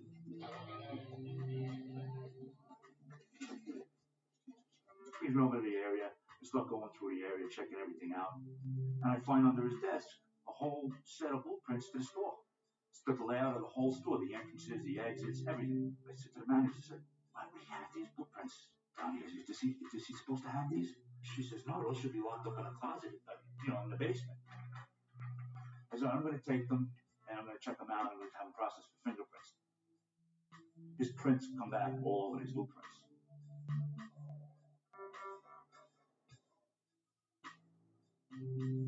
We got a call from the manager of the store, and she says some girl was in here, and she was telling me she knows who robbed the store. Well, I know who robbed the store. Who I am. I know. We videoed her leave the store. We have cameras in the parking lot. They're on remote control. We followed her all the way to a hole in the fence at the back of the parking lot. So I went back there. I went to look to see where it is. It's just a regular street with some condos, co-ops actually, in the background. I go back to the precinct and I start looking through a shipping guy arrest report. I noticed he made a phone call to somebody when he got arrested. So I ran the phone number. It comes back to a house right on that street where she went through the fence. So now I go and I knock on her door and I talk to her. Turns out that she's dating this guy and has a baby with him. I said, how do you know who did this robbery? You told her you knew who it was. She said, well, I don't know for sure, but I think it was my boyfriend because I overheard him on the phone the other day talking about robbing the department store. So I said, really? What made you go and tell the manager you knew who did this? And she says, well, I caught him cheating on me and that's my way to get back at him. I said, all right. I said, well, thanks for the information. I appreciate it. I get in touch with the guy who actually saw it, who witnessed the whole case. I picked him up, took him out to lunch.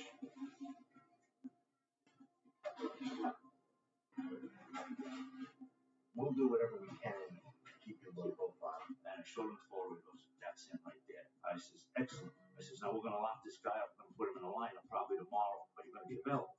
Absolutely, I'll be available. But it's just funny how things happen like that. We went from masks and gloves and nobody ID'ing to now we got fingerprints on blueprints. We got a photo ID. We're going to probably get a hit on the lineup. It really started to turn out good. We picked the guy up and talking to him. He's denying everything. But I said, well, do you want to help yourself? Do you want to tell us who was involved in this thing? Do you want to take the weight by yourself? Because once you go into that lineup, and get picked out, you're done. He says, I'm not going to get picked out. I wasn't there. I didn't do it. Blah, blah, blah. Okay. The screen in the room wasn't up 2 seconds. He said, that's the guy. Now we have a lineup here. We're back in the box with him interviewing him. He's still denying. So now I took the Polaroid pictures of the blueprints of the store. And I said, you ever seen these before? He says, well, what are those? He says, those are blueprints of the store. And guess what I found? Under your desk. And guess whose fingerprints were on them? Yours. So he says, I'm not saying nothing. I want a lawyer. That was it. He thought he was a smart guy because he wore gloves and he wore a mask, but he was really pretty dumb because he left the blueprints under the desk and he took his mask off too soon. He's doing 7.5 to 15 for armed robbery.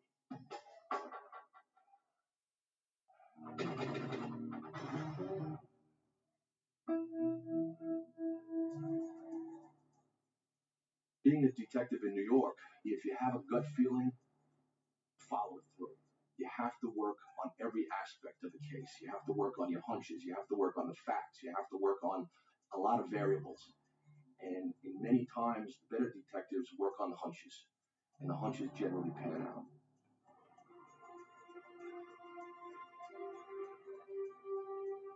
I was working days in Crown Heights in Brooklyn. And in comes a gentleman and he wanted to report his brother was missing. I haven't seen or heard from him in a couple of days, and that's not like him. It's off his beaten path. He's a 48, 49-year-old male. He's got no history of medical problems. He has spoken to his son, who he lives with. His son said that he was fishing. Now, the NYPD guidelines are clear that if a man's of legal age and he's not a threat and he doesn't need medication, he could disappear if he wanted to. The man's genuine concern kind of prompted me to just make some phone calls. So I made some phone calls to area hospitals, the missing persons unit, highway unit to see if he got into a car accident, if he's got amnesia, and nothing came up. So my partner and I go over to his house. Now his house is an absolutely beautiful Brooklyn brownstone. He's owned this house for years. His wife had died and he raised his son by himself. In talking to his son, who seems to be well-dressed, articulate, educated. He goes on fishing trips all the time. They can last anywhere from, a couple hours to weeks. He showed me the fishing poles, that one's missing off the wall that he had hanging up, and it seemed like a legitimate thing, but there were still some questions raised. That this man would just get up and just go fishing out of the blue like this.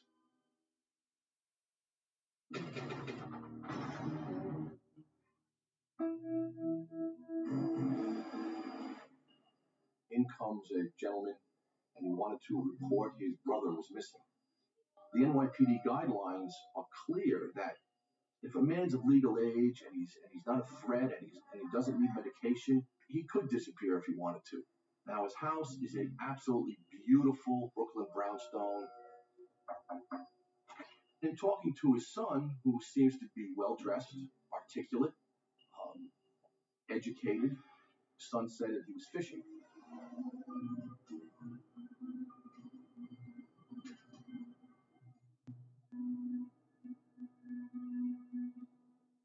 A few days later, I'm in the area of that part of Brooklyn again, and I just figured I'd stop by and I want to interview the tenant in the brownstone, as well as the owners of a bodega around the corner, of which he also owned and collected rent from. And I interviewed these people, and all of them said this gentleman would never go away without telling them. So I go to the apartment again, son answers the door, and I look inside. Now the apartment's very, very different than when I first went there. The furniture's been rearranged, he's got a couple of people there that just look like they've just got questionable characteristics.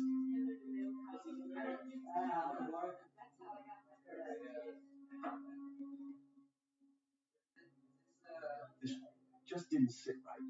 But yet the kid kept his demeanor and he just said, no, my dad's out fishing. As soon as he calls me, I'll have him call you right away. I go back to the station house and I'm just this gnawing at me. It's going on almost a month that this man's missing and it just doesn't seem right. My partner and I come up with this plan. We get a couple of boxes and we put in old files into this boxes. On the outside of the boxes, we put this man's name and we put surveillance photos, miscellaneous documents, telephone records written across the front of the box. We get a photocopy of the block that this man lived on with his son. I call up the son and I asked him if he would please come down. We would just like to talk to him about it. He goes, sure. He comes right down. Now the interview room has a one-way mirror that you can see in, but they can't see out. We sit him in there and we leave. Now he sees these boxes and he looks at them. And then he looks at the map on the wall and he sees that this property highlighted. And you could see his facial expressions were just priceless. So my partner and I go sit down and we say, we've been working on this thing for a month. We really haven't, but we tell him that we've been working night and day on this, and we find it very strange. And it's basically time for him to fess up. Where is your father? What's going on? You've been lying to us from day one. Now, at that point, I'm waiting to hear some story. I would have listened to, we got into an argument, he stormed out. I would have listened to one of my friends did something he shouldn't have done. But all of a sudden, he breaks down and he says he killed his father. Yeah, anything I need to go out. Oh, yeah? Yeah. So do I. So he goes through the story that he's been fighting with his father over money. Like, I get treated like nothing. Like, I'm not even your son. I'm just some charity that you have to give to. I'm not charity. He feels that he should get a percentage of the rental income, and that he should, in his will, he should leave him the house. And so now we get a complete statement. That's it. That is the final thing. That is it. There's no more money after this. He beat him over the head.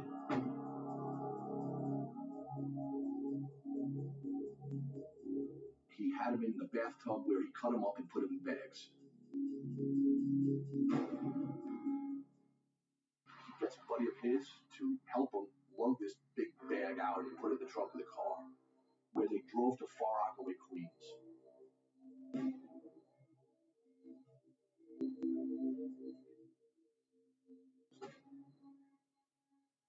So we said, let's get in the car and let's go find where you dumped your father. And he takes us down this desolate, high weeds swamp area in Queens. We couldn't find anything that looked like a body had been here or anything like that. Well, maybe it's down the block. We go down the block, no body.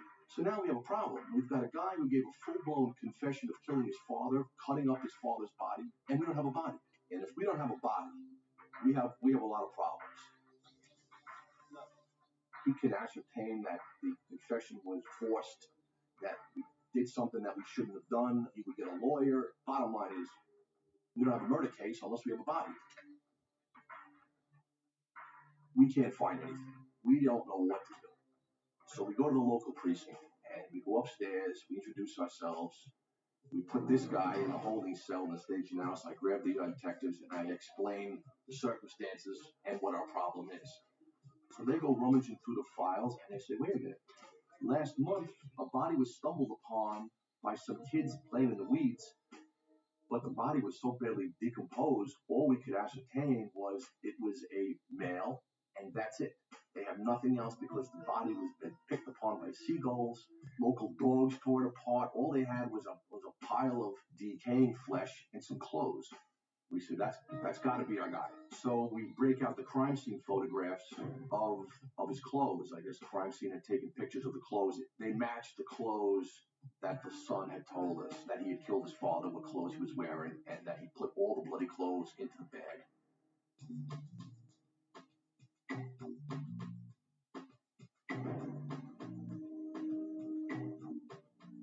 We had the body. We had a full confession.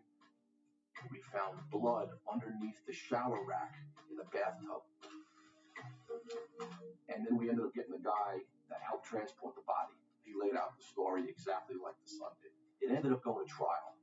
I testified at the trial, and he was convicted, and he got sentenced to 25 to life, where he probably is right now. It's one that sticks with you for a long, long time, how a son could actually do this to his father.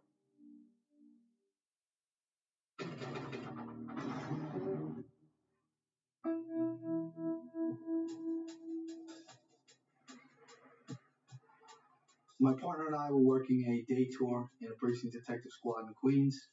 Received a phone call from patrol stating there was a car accident where there was someone likely to die. So my partner and myself went out to the scene, and by the time we arrived there, all of the occupants of both vehicles were taken to area hospitals. We then responded to the area hospital to find that the one woman who was involved in the accident passed away on her way to the hospital. The two passengers and driver of the second vehicle were also taken to that hospital. We went to speak to them, and when we arrived in the emergency room, we were told that they left the hospital, but they left quickly, according to the trauma nurse. She explained to us that they asked the condition of the elderly woman, and when she told them that she passed away, they all got up off of the backboards and neck braces that they were wearing and fled the hospital. Oh my God. Oh my God. Oh my God. Oh my God.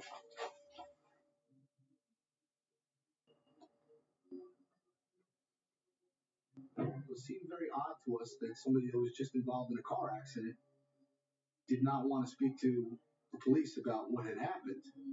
We ended up going back to the precinct detective squad, and we're going to run computer checks and see who these people are. The people that were involved in the accident, they gave their correct names, because most people that are involved in a car accident somehow, some way are involved in a civil lawsuit, and usually money is collected. So they want to be able to receive a check from an insurance company. So we were able to find out who these people were, and during our investigation, we found out that the driver of the vehicle was involved in numerous other accidents. The first person that we were able to find was the rear seat passenger. He was a teenager. He lived in Brooklyn. We went to his house, picked him up, brought him back to speak to him. He told us what happened. He told us that this gentleman approached him and his friend while they were walking home from school and asked if they'd like to make $500 apiece by sitting in his car and being involved in a car accident. He told them that they would have to go to a doctor, and after they're seen by a doctor and the insurance company gives them a check, he would give them both $500. When they were in the hospital and they found out that the woman passed away, they got scared and they ran. The story sounded reasonable, but we had to make sure that that was the actual story. So we went out, and later that night, we found the second teenager that was also a passenger of the car. He tells us the same story that his friend did, and now it was reasonable that this person was staging a car accident in order to collect insurance money, and now he caused this woman's death. The driver of the vehicle was driving around a part of Queens, and he was looking for elderly white women because he knew they had car insurance, or they were likely to have car insurance. They pulled up ahead of her, and they stopped short, hoping that she would run into the rear of them. Because in New York State, the majority of times when you have a rear-end collision, the person that hit you is at fault because they were following too closely. So they now pull ahead of this woman, and they stop short, hoping that she would run into the back of them. They would all go to the hospital, and eventually they would all get a check. It went wrong when she tried to avoid hitting them. She spun off, and she hit a tree, causing the injuries that eventually killed her.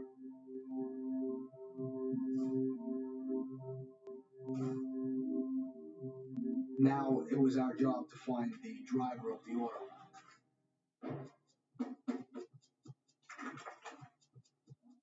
Detective Wall, homicide.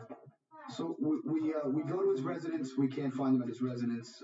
We were looking in the neighborhood of Brooklyn. We can't seem to find him there. We make up some wanted posters looking for him. We go to the local precinct where he lives. We're telling the cops there that we need to speak to this person. He's involved in this accident that caused this woman's death. As the investigation proceeded, we found out that the perpetrator was involved in further car accidents as both a passenger and a driver, and he had collected money from numerous insurance companies. And the investigation became more of an insurance scam investigation, spun off from the homicide investigation. And we found out that they had set up different locations around the city where each person had their own turf in order to have their staged car accidents. And there was a whole network of people that were doing these insurance scams. There were doctors involved. They would be sent to an orthopedic doctor. That orthopedic would say, you need an MRI. They would go to an MRI clinic who was also collecting money from the insurance company. Then they were assigned to a physical therapist who was also collecting money. And all the way down the line, the person that was involved in the accident was getting a kickback from each doctor. So there was hundreds of thousands of dollars being scammed from the insurance companies. Things started to go cold. We weren't sure what was going to happen. how we were going to be able to get this person into custody. All I can think is that this person killed this elderly woman, and he's going to get away with murder. Just when we thought we weren't going to be able to find him, we get a lucky break. One of the detectives that was running computer checks finds out that he's involved in another accident as a pedestrian. This time it wasn't a staged accident. He stepped off a curb in Brooklyn and he was hit by a New York City bus. We found him in a Brooklyn hospital. He was now paralyzed from the waist down. At the end of the trial, for the first time in New York State, the DAs were able to charge a homicide charge for felony murder. He committed the felony of insurance fraud, and this woman died. So he was charged with a homicide, and he's now doing 25 to life. The last time we saw him, he was being taken into Rikers Island in a wheelchair, being wheeled away. When I think about this case and I think about this woman traveling to go see her grandchildren and how these people decided to stage a car accident and cause her death, and then eventually the perpetrator was hit by a New York City bus, it lets me know that there is a God.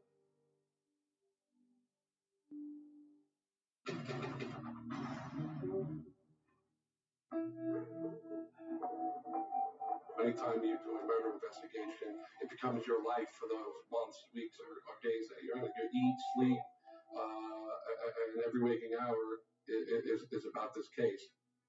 I get a phone call from my lieutenant. He tells me, we have a female white, 18 years old, that was killed in her house. I need you to come in. He goes, listen, this is a big deal. I need you to come in. Can you come in? So I said, sure.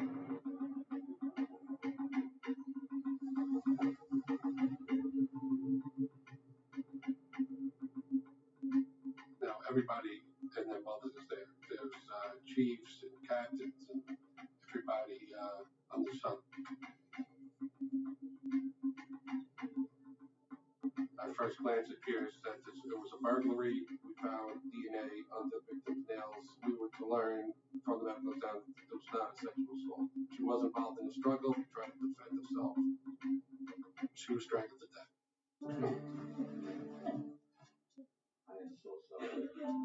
In viewing the crime scene, all the drawers were open. It appeared as if somebody was going through looking for something. The mother came home from work sometime around 5 o'clock that evening. She was expecting her daughter to be at work. There was papers all over the floor. She should have left and called somebody, but she proceeded through the house where she found her daughter. Anytime a young lady's killed in a house, people get uneasy. They want to know, is this a pattern? Is this guy out on the loose? Is he going to break into my house next? Can I leave my children at home alone to go to the stores? And when you have an affluent area where this happened, they want this type of crime solved and quickly. So there was a lot of pressure here.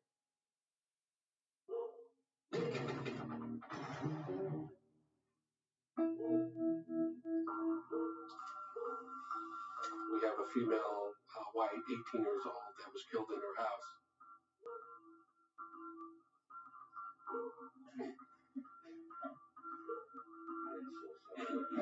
In viewing the crime scene, all the drawers were open. It appeared as if somebody was going through looking for something. The mother came home from work sometime around 5 o'clock that evening. She was expecting her daughter to be at work. There was papers all over the floor. She should have left and called somebody, but she proceeded through the house where she found her daughter.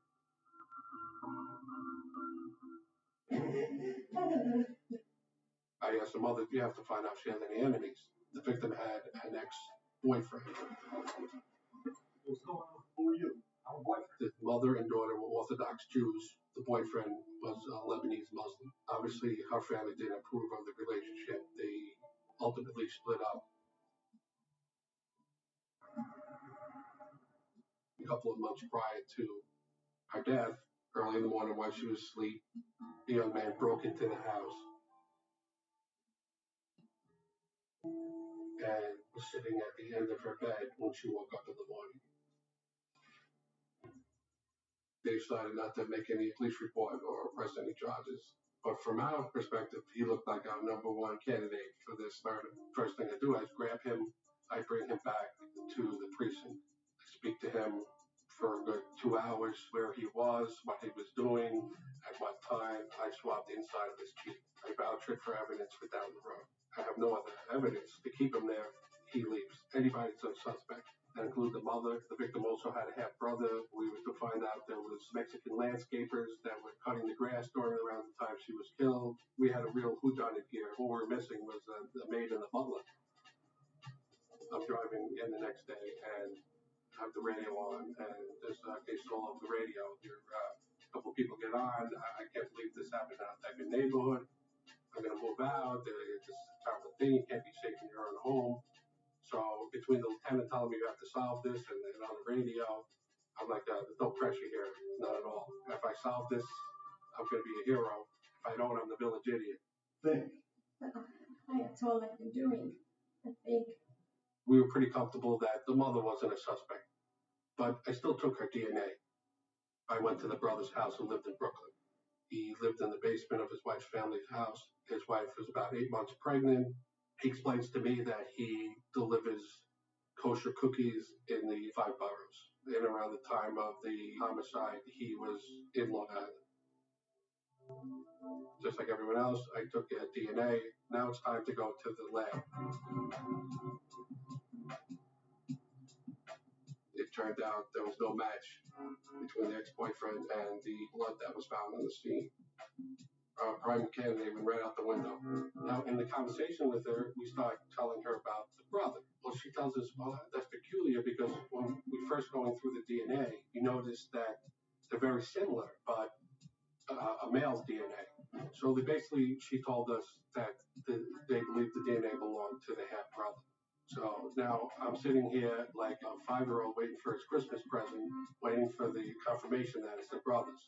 When we got it back, it was like 5 Christmases all in one. So now we have to formulate a plan to bring the half brother in, try and get a confession out of him. When I speak to him, I said, listen, we have photographs of some of the ex-boyfriend's friends that we think might have been at the scene during the homicide. I need you to come into the precinct and look at these photos.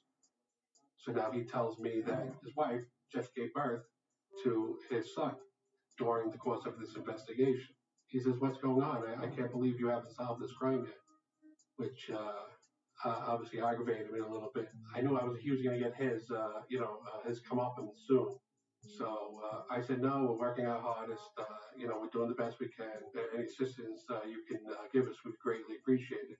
So he agrees to come in and see us. He comes in with his wife. Obviously, I'm not showing any photos of trying to once again go over his story. Now, as we're going over the story, we start breaking it down. Well, you said you were here, but your cell site information said you were there. Now, he starts to get agitated. Well, I was supposed to look at photos. I don't understand. Why am I here? And we slowly introduce that we believe he's the suspect. We start going over the evidence against him. He denies it. I hit him with the DNA. This is your opportunity to get in front of this and tell the story. Tell me what happened. Finally, he agrees. But he agrees with a caveat. After I'm done, I have to be able to talk to my wife. The cookie business was going poorly. It wasn't making a lot of money. Now, when he gets married, his mother gives him the business. Now, I guess the fact that the business wasn't making very good money, he didn't perceive it to be a very good wedding gift.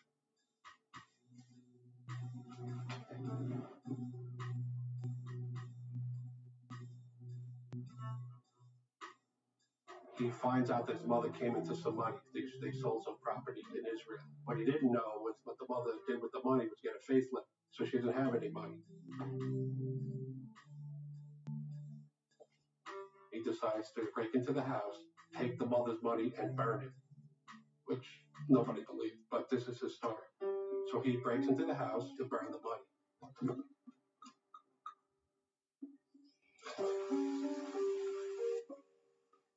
Now, also unbeknownst to him, the daughter used to work 2 in the afternoon to 10 o'clock at night. The victim changed her hours from 2 to 10 to 4 to 12. So he wasn't expecting his sister to be home.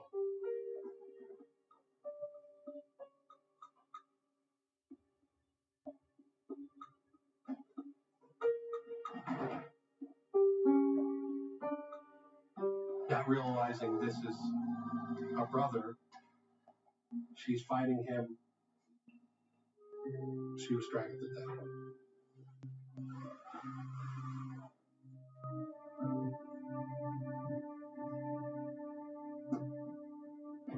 So now I want him to put this on videotape at the district attorney's office, but first I have to allow him to talk to his wife.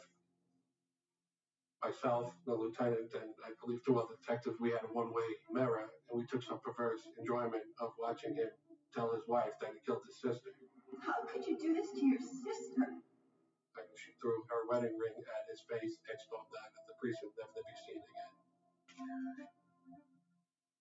Part of me was excited. I was excited that this case was solved. But part of me was also I felt bad for the mother. We had to go tell the mother that we solved the murder of her child, but that the murderer was her son.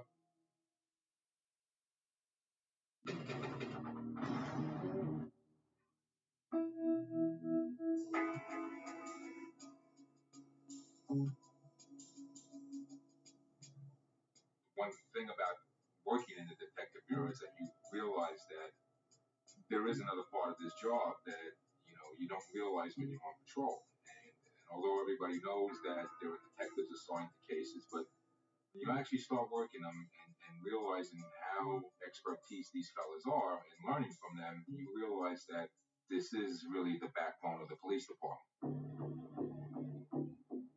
We had a shooting of an individual who was shot 6 or 7 times in his car, and body was found in a location in the far end of the precinct that I worked in an industrial area.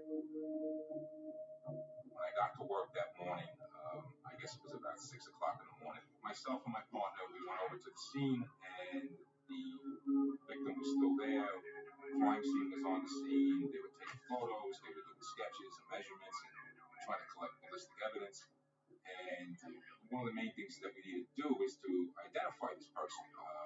He did have a wallet on him, and we were able to run the license plate number of his car, but that's not always sometimes who that person is. So once we were able to identify him, we then went back to the precinct, gathered up our facts, we did some background checks on this individual, and realized where he lives, and then we went over to his house. When we got there, I guess it was around 8:30 in the morning. We woke up his wife, and we sat her down at the kitchen table. And we told her what happened. It just wasn't a normal reaction of telling somebody that their husband was just murdered.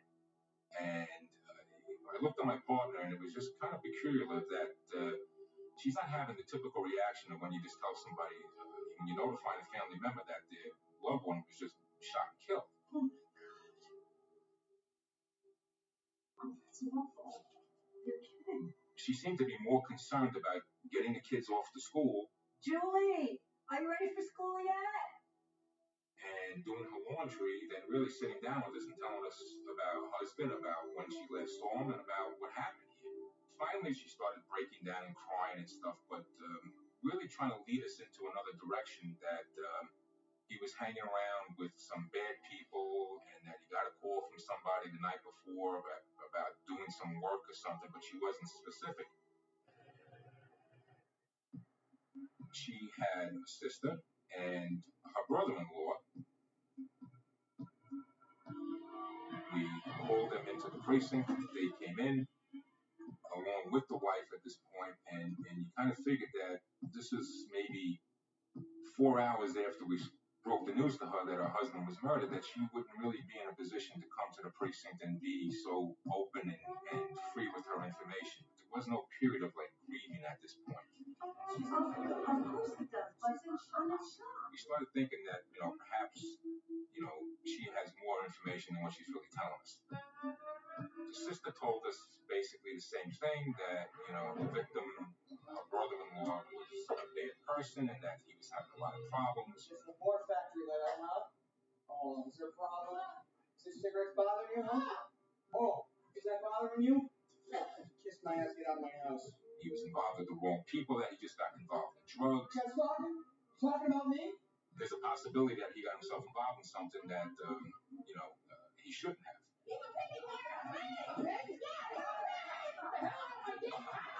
The brother-in-law there, too, he more or less confirmed everything. What's your problem, huh? You are my problem. But you're about to be a temporary problem. Oh, really? Dude, don't you own a shirt?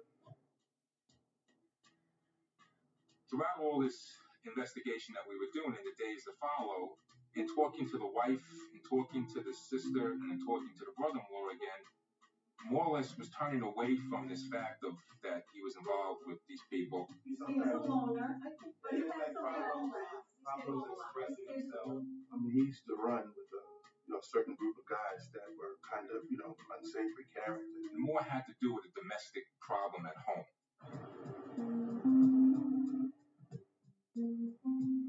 The victim had a brother who was in jail himself for committing a homicide, and he said, whatever you people do, I am telling you that they had something to do with this case.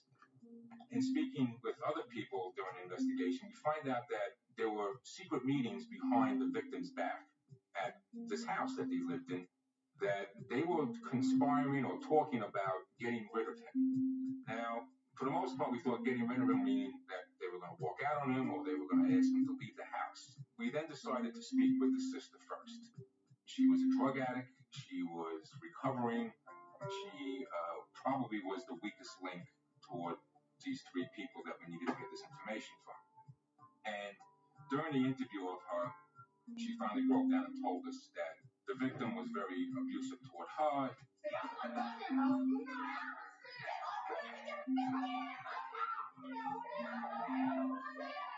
She had told her husband about this. What's wrong? What happened? He did this to you? Oh, hell no! She wanted her husband to do something about this. So the night that this happened, her husband left the house where they lived separately. Her husband, along with his cousin, went over to the victim's house and asked him to come to this location where he was found, that there was money in it for him, and that he was going to be introduced to people to sell guns to. Think of it is, it's got to happen tonight. And tonight, I mean right now. The brother-in-law didn't want to get involved with this, but he was going to have the victim do the dirty work, sell the guns to these people, and then make his money and go home. Well, when the husband of the sister-in-law came back, he had told her, I finally got rid of the victim for us. He won't be bothering us anymore after this. We don't have to worry about him anymore. It's over. We spoke to the wife, who was at the precinct also, and she basically denied everything as far as her knowledge of this. Tell us what we need to know. Stop stalling.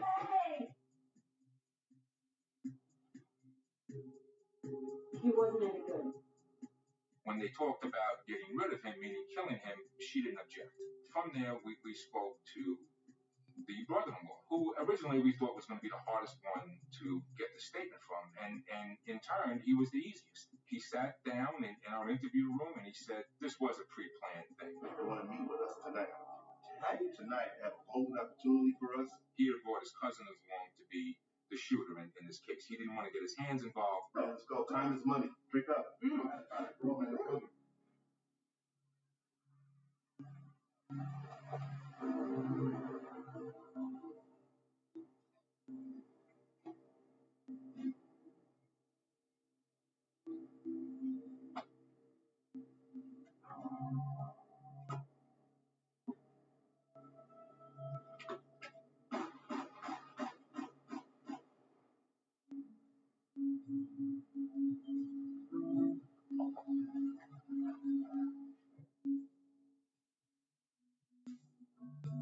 He then took us to where the gun was disposed, and we went out there the following morning with members of the emergency service, and he was able to tell us where exactly. It was thrown in a lake not too far from where this incident happened. They dragged the lake and they found the gun, matched the ballistics on it. Brother-in-law got convicted, so did his wife, who was the sister-in-law of the victim. Now, the wife, who we thought we should go after fully, it was decided they were not going to prosecute her in this case. thing anybody ever said about him was that this fellow was an ass. And that, him in a nutshell.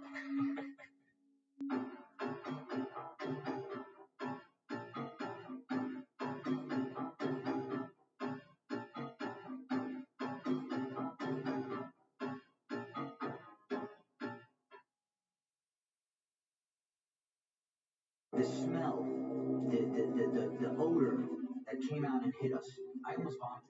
It smelled like death. According to him, he was running so fast from these guys and getting beat up at the same time that he ran out of his boots and his socks. I threw the most gruesome photo I could find on the table of this guy's head opened up, and I tossed it at him. And with that, he looks at it, and he goes and he throws up in the garbage bin. We noticed more blood than I've ever seen in my career. We were puzzled. We couldn't believe these two brothers were still alive.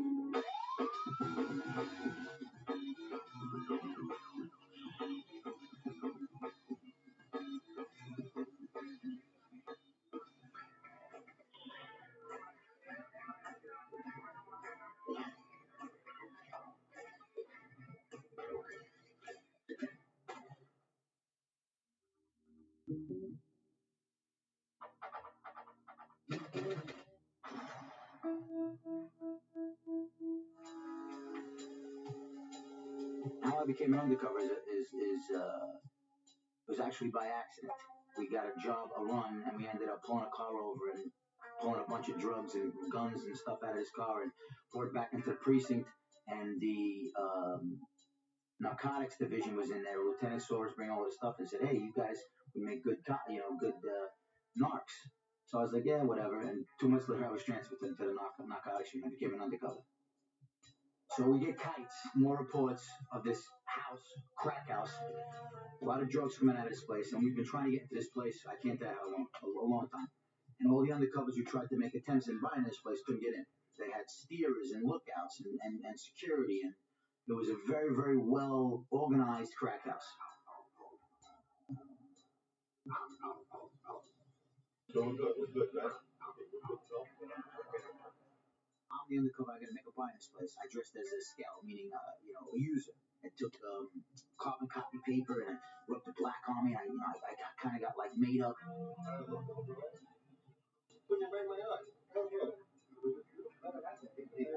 One sneaker and one shoe, and I really, really played the part. I need to be advised, your uncle's out of car, he's out there for the set. But I hung out there for a couple of days. The maniacs that were protecting this place would see me and know, this guy's been sleeping on the corner for a couple of days. He's no cop. As I'm sitting there smoking, the half lit, Marlboro Light and drinking my, Coke 45, I made friends with this prostitute. Must have been a gorgeous, gorgeous girl years ago, but just, now after being such a crackhead, she was a mess.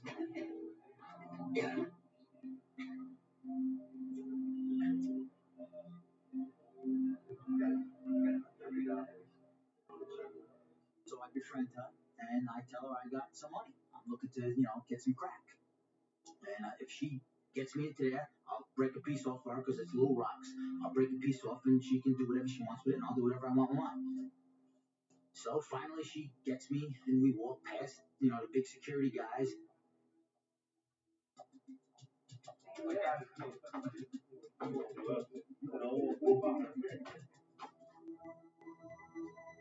We walk up this alleyway, and it's very, very tiny. It's got to be like 3 feet wide. There's actually a cover on the top, too. And you walk, I would say maybe 30 feet, and then there's a doorway on the side.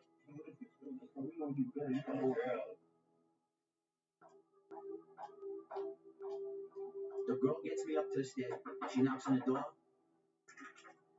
When the door opened, the smell, the odor that came out and hit us, I almost vomited. It smelled like death. I don't know if it's very difficult to explain how a dead body smells, but, it was unbelievable how horrific the smell was. She goes in, and I actually made a very grave error. I stayed. I should have left because she wasn't coming out. What are you doing here? Get out of here. A couple of guys came out to the stairs. No, get out of here, man. They're like, "What are you doing, man? Get out of here." I'm like, "Come on, man. That girl just went on my bit, man. Just giving myself. I'm out of here. Get out of here. You ain't getting nothing. Come on." man, I won't, man. No, get lost. So they robbed me. They going back inside, close the door. I should have walked away. I didn't. If I stayed, my mistake. But that's the police department business. I mean, if you're not a cop, we're human. You make mistakes every day. This was a big one.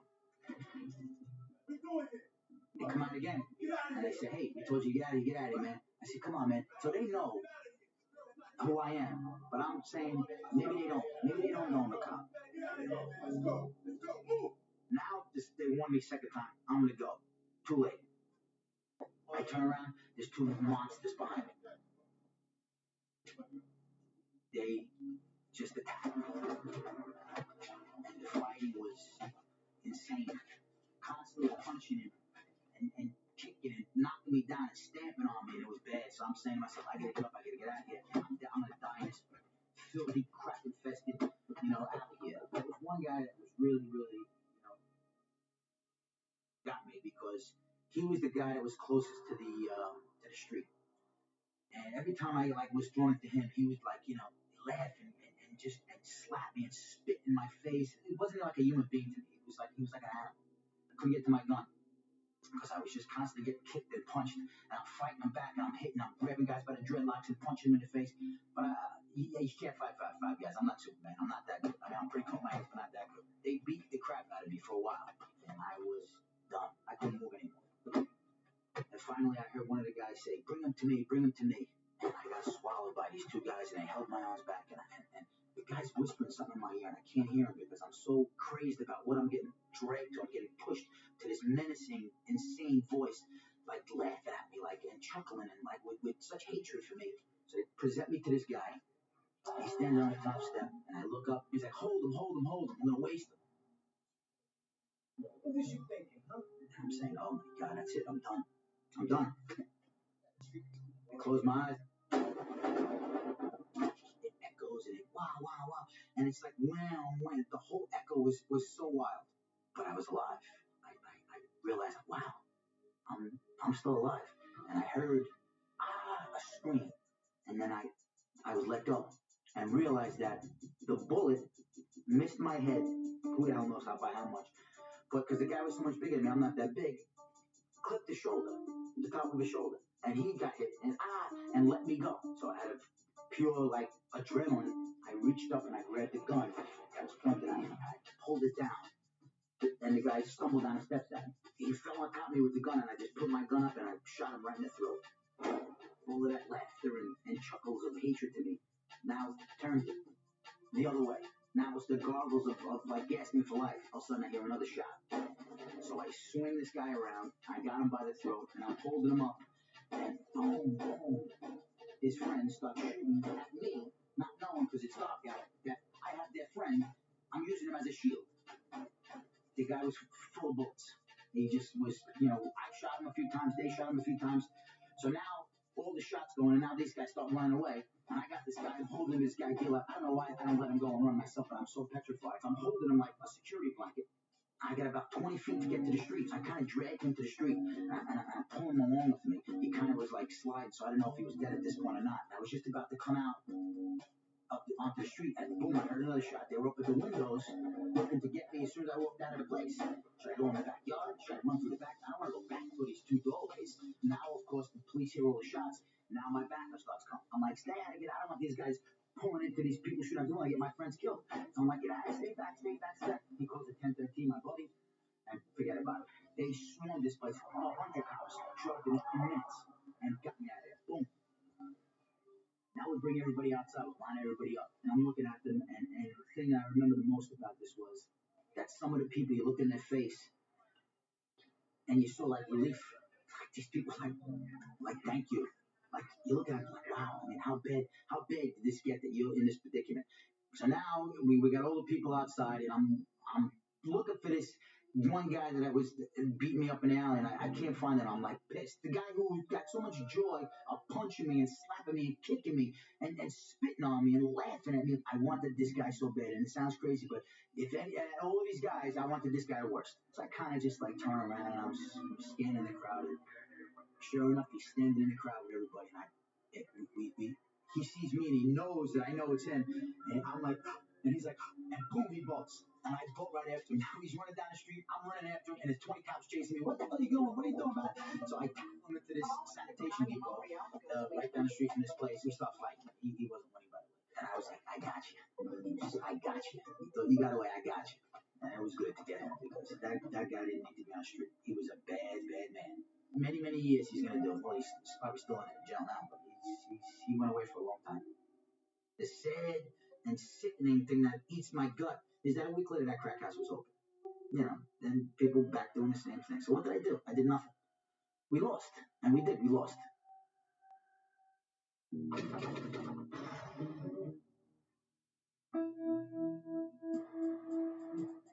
My name is Vivian Potter. I'm a detective with the New York City Police Department for 20 plus years. I started my career out on the street on patrol, and after that I went to Vice and did undercover work, became a detective. Throughout my whole career I got stuck with the unusual or strange cases.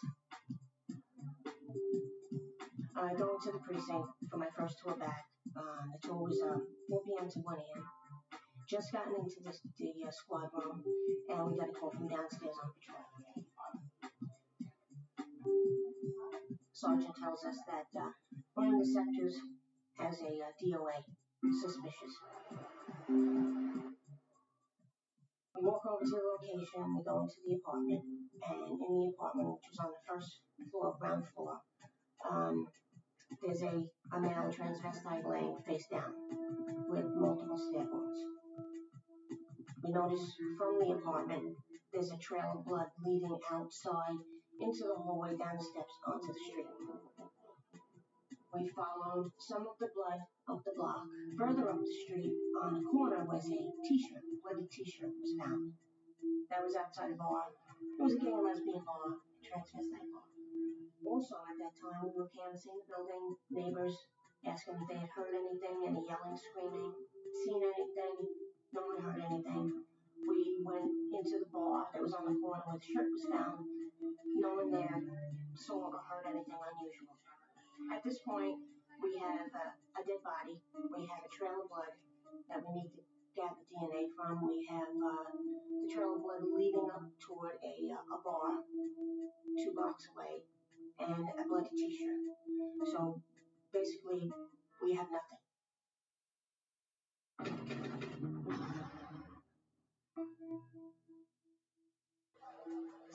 A male transvestite laying face down with multiple stab wounds. We have a dead body. We have a trail of blood that we need to gather DNA from. We have the trail of blood leading up toward a bar 2 blocks away, and a bloody t-shirt. So basically, we have nothing. We go back to the precinct, we take our evidence with us, we learn that patrol at about 1 or 2 o'clock in the morning had a job that of a male that they picked up wearing nothing but overalls, denim overalls, no shirt, no shoes, no socks. They picked him up because they had received several calls of a male trying to get into stores and bars, asking to use the phone. Patrol cops wound up catching up to this guy in Washington Square Park. They questioned him.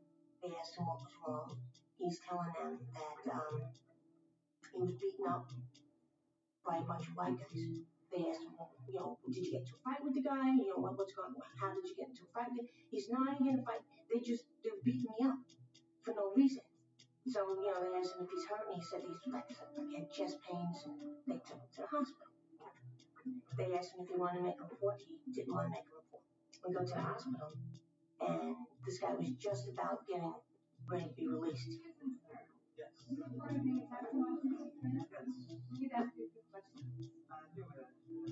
we're like, oh, yeah, we'll give you a ride.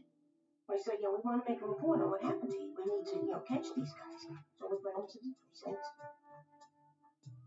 And again, he's given us the story that he was at work, he had stepped out, and for some unknown reason, these guys just, you know, thinking they looked at them the wrong way, and they started attacking. Well, then what happened? Well, I started running. I said, okay, and where did you run? Now he's running from this location, actually toward the direction of where lead to our homicide victim.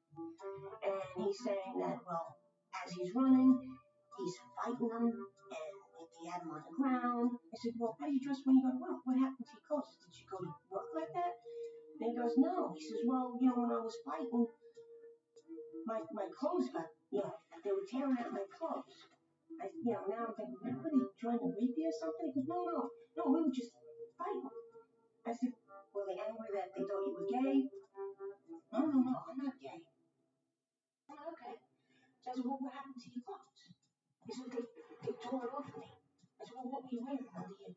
You wearing a shirt under your overalls? He says, yeah, I was wearing a t-shirt. With your big overalls on, they tore your shirt from your body. He's insisting, yes. I said, well, what happened to your shoes? I said, what were you wearing? He says, Timberlands. Okay, Timberland boots. So what happened to them? He tells me that he ran out of them. I'm like, you ran out of them? He says, yes, he was running so fast that he ran out of his Timberlands. I said, and your socks too. You're running that fast. So according to him, he was running so fast from these guys and getting beat up at the same time that he ran out of his boots and his socks. I'm like, listen, we got the tapes from where you worked.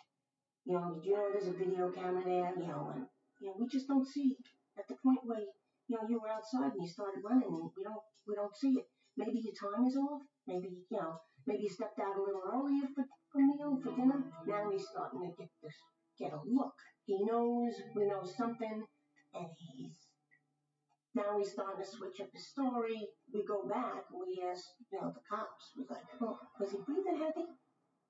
Wasn't breathing heavy at the time that they found him. So you ran 7 blocks and you weren't even breathing heavy. Fast enough to run out of your shoes. So now he starts, he's looking around, his eyes are going like this, and he's twitching a little bit, and then he's looking for me, he's looking for my partner, and then he starts to change his story. Then he tells us, well, that didn't happen. Okay, what did happen?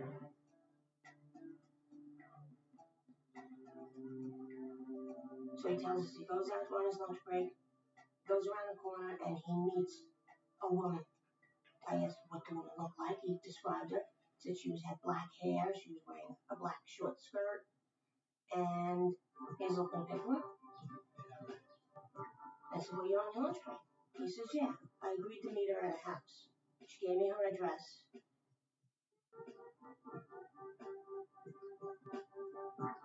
He said, and then I went there. Says he goes into the apartment, knocks on the door. The woman answers the door. He goes in, he said they sit on the couch. Clothes start coming off, they start making out. She's on top of him. He describes that she's taking off his overalls from the ankles, standing up. And at that point, she lifts his legs up, takes the robe off. He says, and then I see that she's not a woman. It's a man. He says that she puts his legs up, gets on top of him, and he's telling her no. He's telling him no now.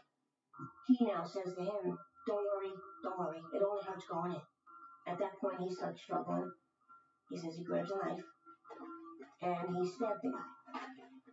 I said, well, how did you stab him if your legs are up in the air, and he's on top of you? I said, how did you, stab him? So he described that he pulled his arm up, and he stabbed him in the back.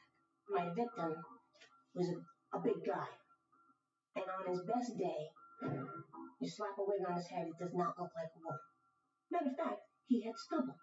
So it didn't look like a woman. From the angle he was reaching over this way, over on top of a big guy, you stab him, that would just piss him off.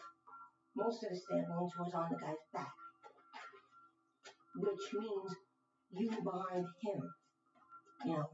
You were sort of doing the pitching and not the catching.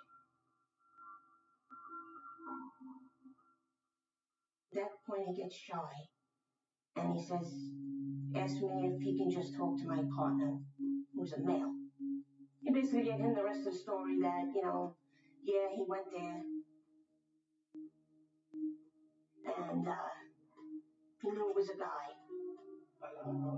Before the trial came out, we're doing trial prep, and we're describing the circumstances.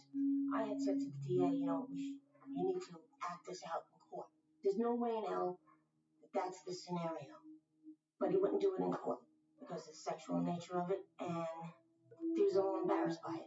Ultimately, the guy walked. He was acquitted of all charges. And it helped that in the audience he had his pregnant girlfriend and his mommy.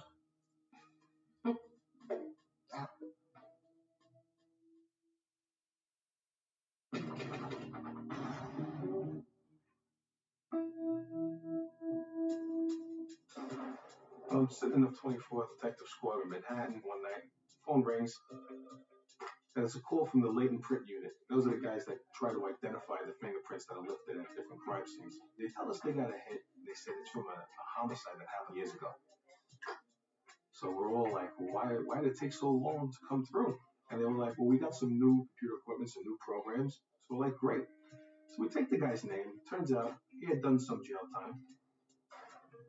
But for small things, I think he had some drugs, some gun collars, but he was out. We didn't know where he was living, though. We didn't have a current address on him. So we went back to his corrections record from prison, and we saw that he had some kids and he had a wife. So we looked up the wife. She had left an address one day. I guess she went to visit him in prison. So we figured that's a good place to start. Maybe he went back to stay with her. We jump in the car and we go up to the Bronx where this woman lives. A project. Not too far from Yankee Stadium, and the reason I remember that is because there was a Yankee playoff game going on, and the Jets had just shot over the stadium, and they probably just shot over the building we were at, too.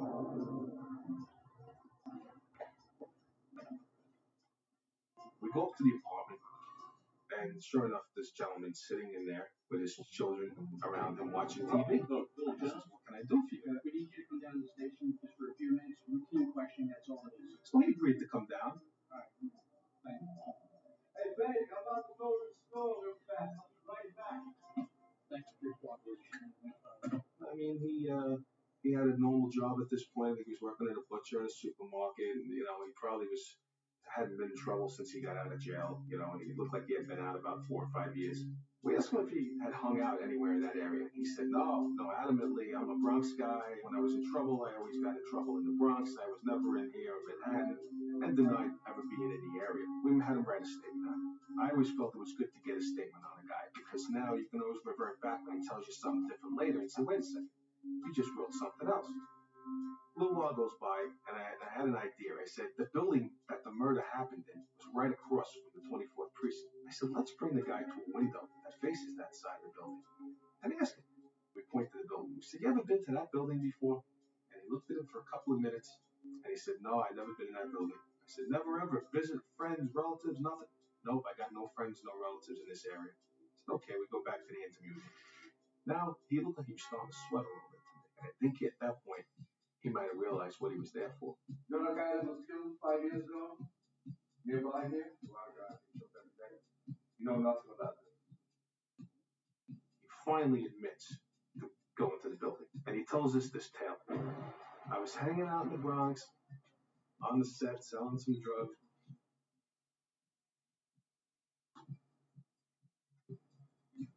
A guy named Flacco, that I know from the block, comes up to me and says, hey, I gotta go collect some money from a guy. Can you come sit in my car and watch my car while I go up to the guy's apartment? So he agrees, takes a ride with Flacco. He says Flacco parks the car. He stays with the car. Flacco goes in the building. And Flacco comes out about 20 minutes later and they leave. And that's it. That's all that happened. It's okay. So now we have two statements on the guy. We said, we're going to be honest with you. We have your fingerprints inside an apartment in that building. After about 20 minutes, he said, yeah, I was in the apartment. I said, well, tell us what happened. He said, well, Flacco wanted me to go up there with him because this guy owed him money, so I went with him.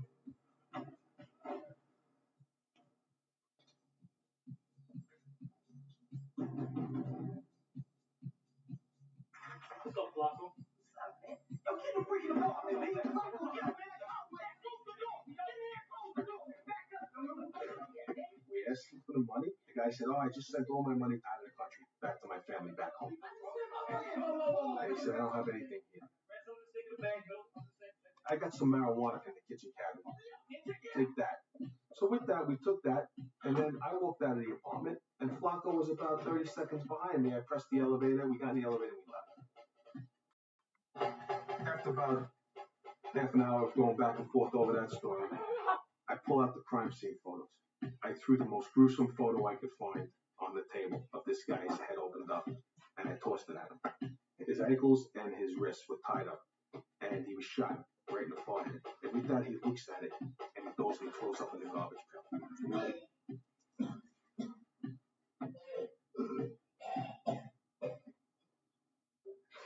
He gets back up, I get him some water, I get him a towel, he cleans up a little bit. I said, you want to tell me what happened now? I said, because you're responsible for this. He gives it up. Flacco wanted his money, the guy didn't have any money. So we went in there, he goes, but I wasn't the one that killed him.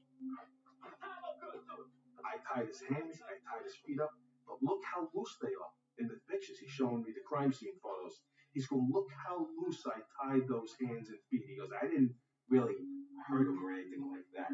But he didn't know he was admitting to felony murder.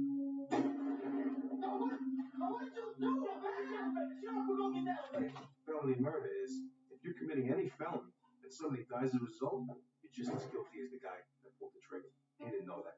He writes that final confession down, and we arrest him, and we go to trial. Before trial, we do some hearings. The judge was an infamous judge from the Bronx. He was a bit of a character. Your Honor, the defendant has made 4 different statements.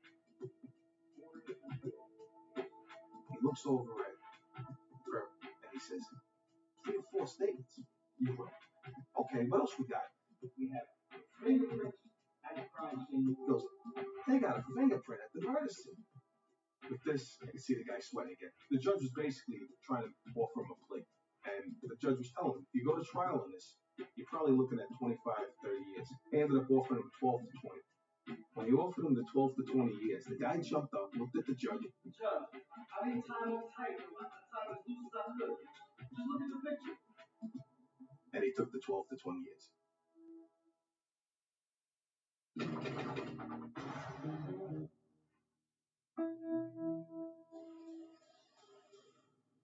I spent 21 years with the NYPD. First 3.5 years was in patrol in Midtown North. From there to narcotics, another 3.5 years, and after that into the Detective Bureau.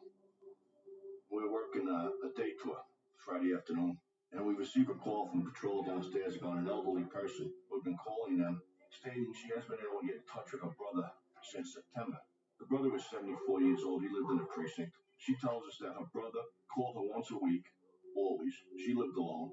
He sent her cards for Christmas and her birthday every year, and he sent her money every month for her to get along.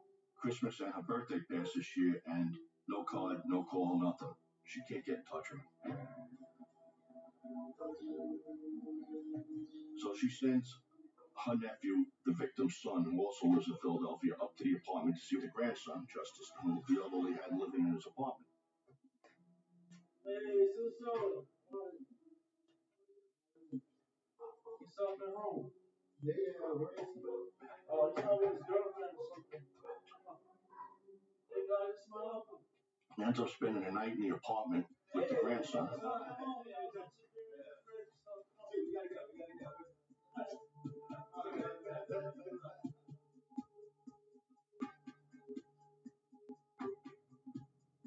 Next day, he's in the apartment alone. He starts messing around, looking for things. And he says he finds a chainsaw. And he looks at it, and he thinks he sees blood on it. He freaks out. Gets on the bus. He goes back to Philadelphia. Tells his aunt about it, and that's when she called the police.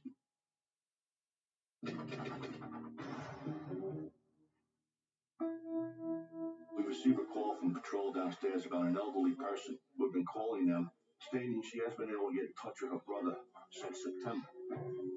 So she sends her nephew, the victim's son, who also lives in Philadelphia, up to the apartment to see the grandson, Justice, who the elderly had living in his apartment.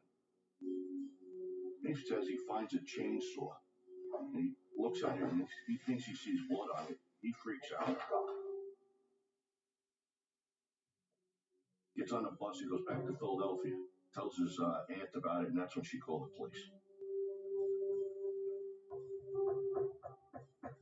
So we go over there, my partner and I, and we knock on the door, there's no answer. We start talking to all the neighbors, and they said, I haven't seen him around here in months. You know, and he was always here. He lived here for 30 years. He worked in the building. Well, the next day, we go over, and we speak to his grandson. And he says, oh, you guys just missed him. You know, he went out to Brooklyn to see your girlfriend. So we go back to the precinct. We call his sister who made the complaint down in Philadelphia. So we continue to call him and visit him for the next 10 days or so. We're getting the same old stories, different story every time. Finally lets us in to look around the apartment. We're looking for this chainsaw, but we don't find it. We don't find any blood evidence on the floor, on the walls, nothing. We find his bedroom, all the furniture is pushed up against the wall, and it's covered in dust. The other two bedrooms are obvious that young people are living in there. There's kung fu posters on the wall, VCRs, pornography all over the place, and it just didn't fit with what we were told about this gentleman. So we subpoenaed his telephone records and all the checks that we could find from Social Security, veterans, and his pension checks. And we got them all back from like 6 months prior. And at one point you can see a marked difference in the signature. And then we started looking at his bank accounts, and you could see all these checks being written to places where he never would have written a check to. The cable bill over started showing pay-per-view movies and porn. This doesn't fit with this gentleman. Guy was a World War II vet, real nice guy, from all accounts from the neighbors and everything. It just didn't feel right. Looking at all these telephone records, there were hundreds of girls' numbers showing up on them. We started visiting all these people. Not one of them would tell us that they ever saw an elderly male in that apartment, and they were up there all the time partying.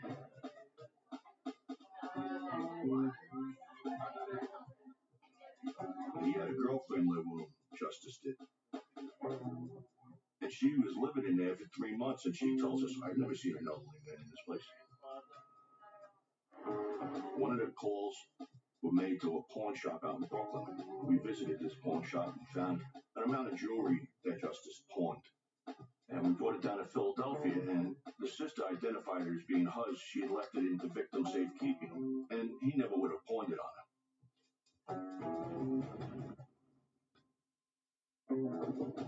So this kid, he was talking to us for maybe a month after we started talking to him, and then he shut down. We go out to San Francisco to interview this guy, Jazz, who was living in the apartment too. He had a check written to him for $6,000 on the victim's account. And we said, that just doesn't fit. And he said, well, he was helping me get my, music career going. I was living in the apartment. I used to see him all the time. I call him Pops, and he lent me this money. You ever pay him back? No. And he really doesn't tell us much, but we feel he knows something. And he says, well, you guys are going to have to help me, and I can help you. That's how it's done. The DA talks to the DA involved with the robbery. He takes over that case. We got this guy, and he's telling us, listen, here's what happened in the apartment. Justice and Jazz hatched this plot where they get to keep the apartment and all the incoming checks if they got rid of the grandfather. What we have here, we could get big party. Pop! Wake up! Fire next door! One afternoon, Justice calls his grandfather out of his bedroom and says, look, Pops, come on out here. And as he passes the last bedroom, this guy, Jazz, comes out from behind and hits him with a hammer. The grandfather goes out, but he's not there. And that's all this kid, Jazz, could do. The grandson comes over and finishes the job there.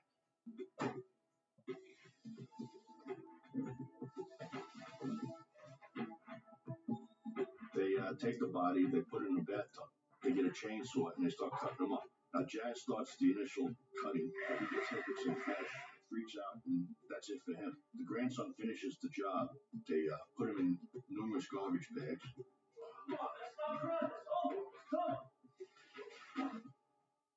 Then they borrows a car from a friend of theirs who had nothing to do with this.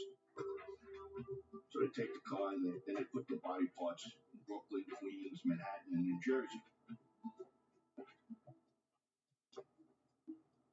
So we basically put together a circumstantial case. We had no body. Never did find any pieces of the body. It was destroyed 5 months before we even got involved with the case. And when we had access to the apartment, we never did find this chainsaw, and we couldn't find any bloodstains in the apartment. But later on, we were told that they spent days bleaching whatever bloodstains were found, and then they painted over them. So the DA convened a special grand jury, which lasted for over 6 months. We brought in dozens of these people who were in and out of the apartment who would tell us that they never saw this grandfather. We're in the grand jury, and when it's time for our witness, Jazz, to testify, we beat them. And he'd always beat us back, and then we'd meet him down at the DA's office. And so he doesn't beat us back. And the next day, we get a call from a girl saying, "You guys beat our witness?" "Yeah, well, he was killed the other night." And we said, "Oh, God." Turns out we think he was a victim of an attempted robbery. He ran into the subway tunnels down in Greenwich Village. And it's a third rail. So we got to work around that. We just kept putting up more and more witnesses to bolster what we thought happened. And Justice got indicted. I knocked on his door early one morning, where he's now living in Brooklyn with his girlfriend and new baby. Said, "Happy New Year's, Al. We're back." He was arrested. He was tried a year later, found guilty, and got sentenced to 35 years to life. We all along said, this is a case that has to be solved because from all accounts, the grandfather was a really decent guy. And we didn't want to let this kid get away with it. It was, justice served for justice.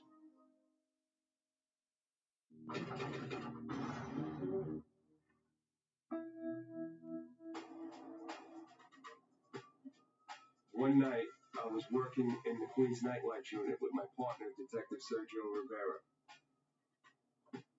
We hear a call over the citywide radio of a pursuit. We show up at the scene of a residential neighborhood. The uniformed police officer calling the pursuit lost their suspect. We were approached by a patrol sergeant and explained to us that this was a break-in, a burglary, where two brothers that lived in the top floor apartment were viciously attacked at knife point.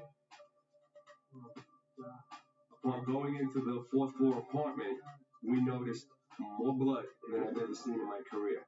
We were puzzled. We couldn't believe these two brothers were still alive.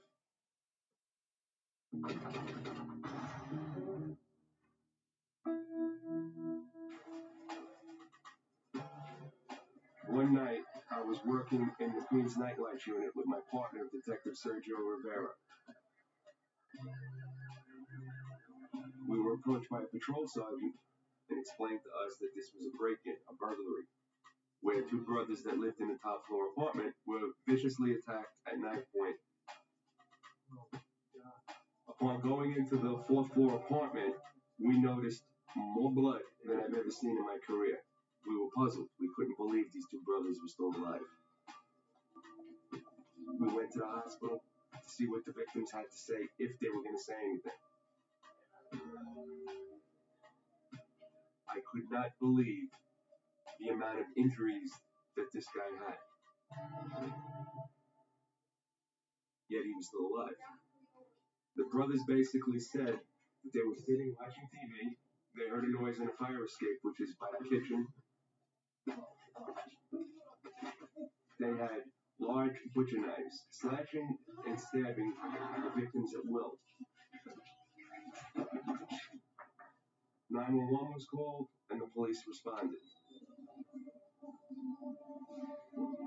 I get my story. I meet Sergio out in the hallway. He has the same story from the other brother. At this point, we get a radio call. There are two Good Samaritans, neighbors, living on the second floor. see what was going on in the house and doors in the building. Yeah. And then his past come crazy, come just coming down the front of the stairs. Let's see what's going on. He just attacks him. Perpetrator comes out of that apartment, attacks him with the knife, hits him with an object, and flees. We find it a little hard to believe, but we leave it at face value and request the patrol stay with these two good Samaritans while we go back to the scene and figure things out. It was in the wee hours of the morning. We knew we were waking people up, but sorry, we had to do it. I run into a male who I cannot communicate with. That gentleman was getting very frustrated with me, so I called Sergio over to speak to him. At that point, we were told what we believe is the two good Samaritans were actually the potential perpetrators.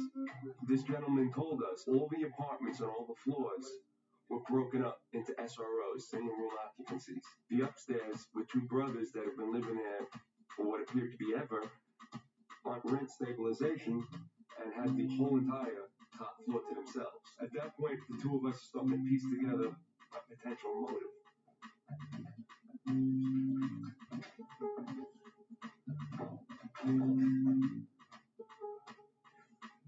He saw them, after all the banging, come through the fire escape through the kitchen wearing masks and gloves. They went into a door which he pointed to us, and then came out without the masks and gloves on.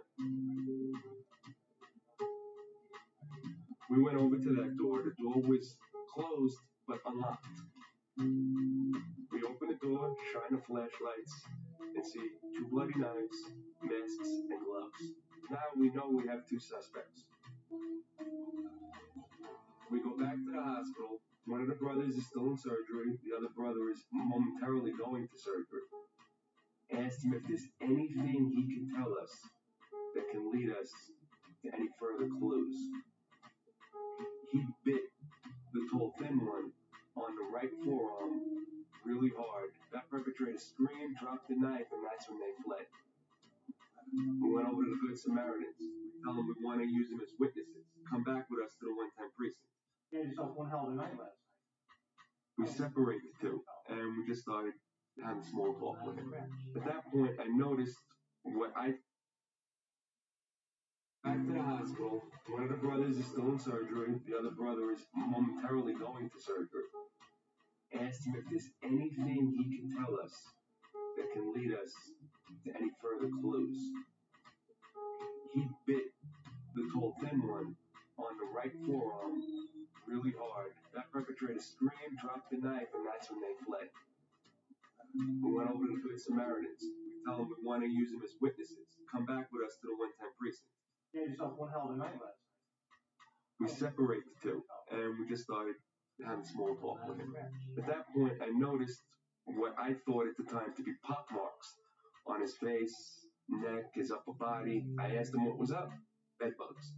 He told me they were all over his body. So what about your arms? He said, yeah, they're on my arms. And he pulled his shirt up, which revealed a bite mark on his right forearm. Same thing that one of the brothers had told us at the hospital he did.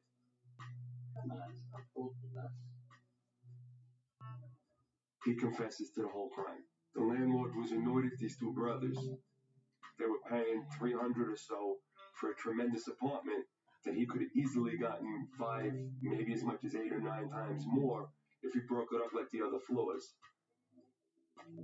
So he contracted the friend, the guy in the other room, to get rid of the brothers. He came up with the idea. He told us where they bought the knives, where they bought the masks, where they bought everything. He gave us the name, the number, and everything of the landlord. He calls the landlord and tells the landlord that they messed up. They're not dead. How'd you screw it up? We already paid you $5,000. I'll give you more. Take care of this thing. We want it done. We want it taken care of. And that was now recorded. A few days later, the 110 arrests the landlord. We get to court. The younger kid, the taller, thinner kid, pleads guilty. He gets 8 to 16 years. The other perpetrator doesn't want to cooperate and wants to fight. He's doing in the vicinity of 35 years to life. The landlord was also convicted, and he's doing in the vicinity of in the upper 20s to life for all of his charges. The brothers ended up having reconstructive surgeries. They're alive. alive, they're well, and all that proved to us was that real estate can truly be murder in New York City.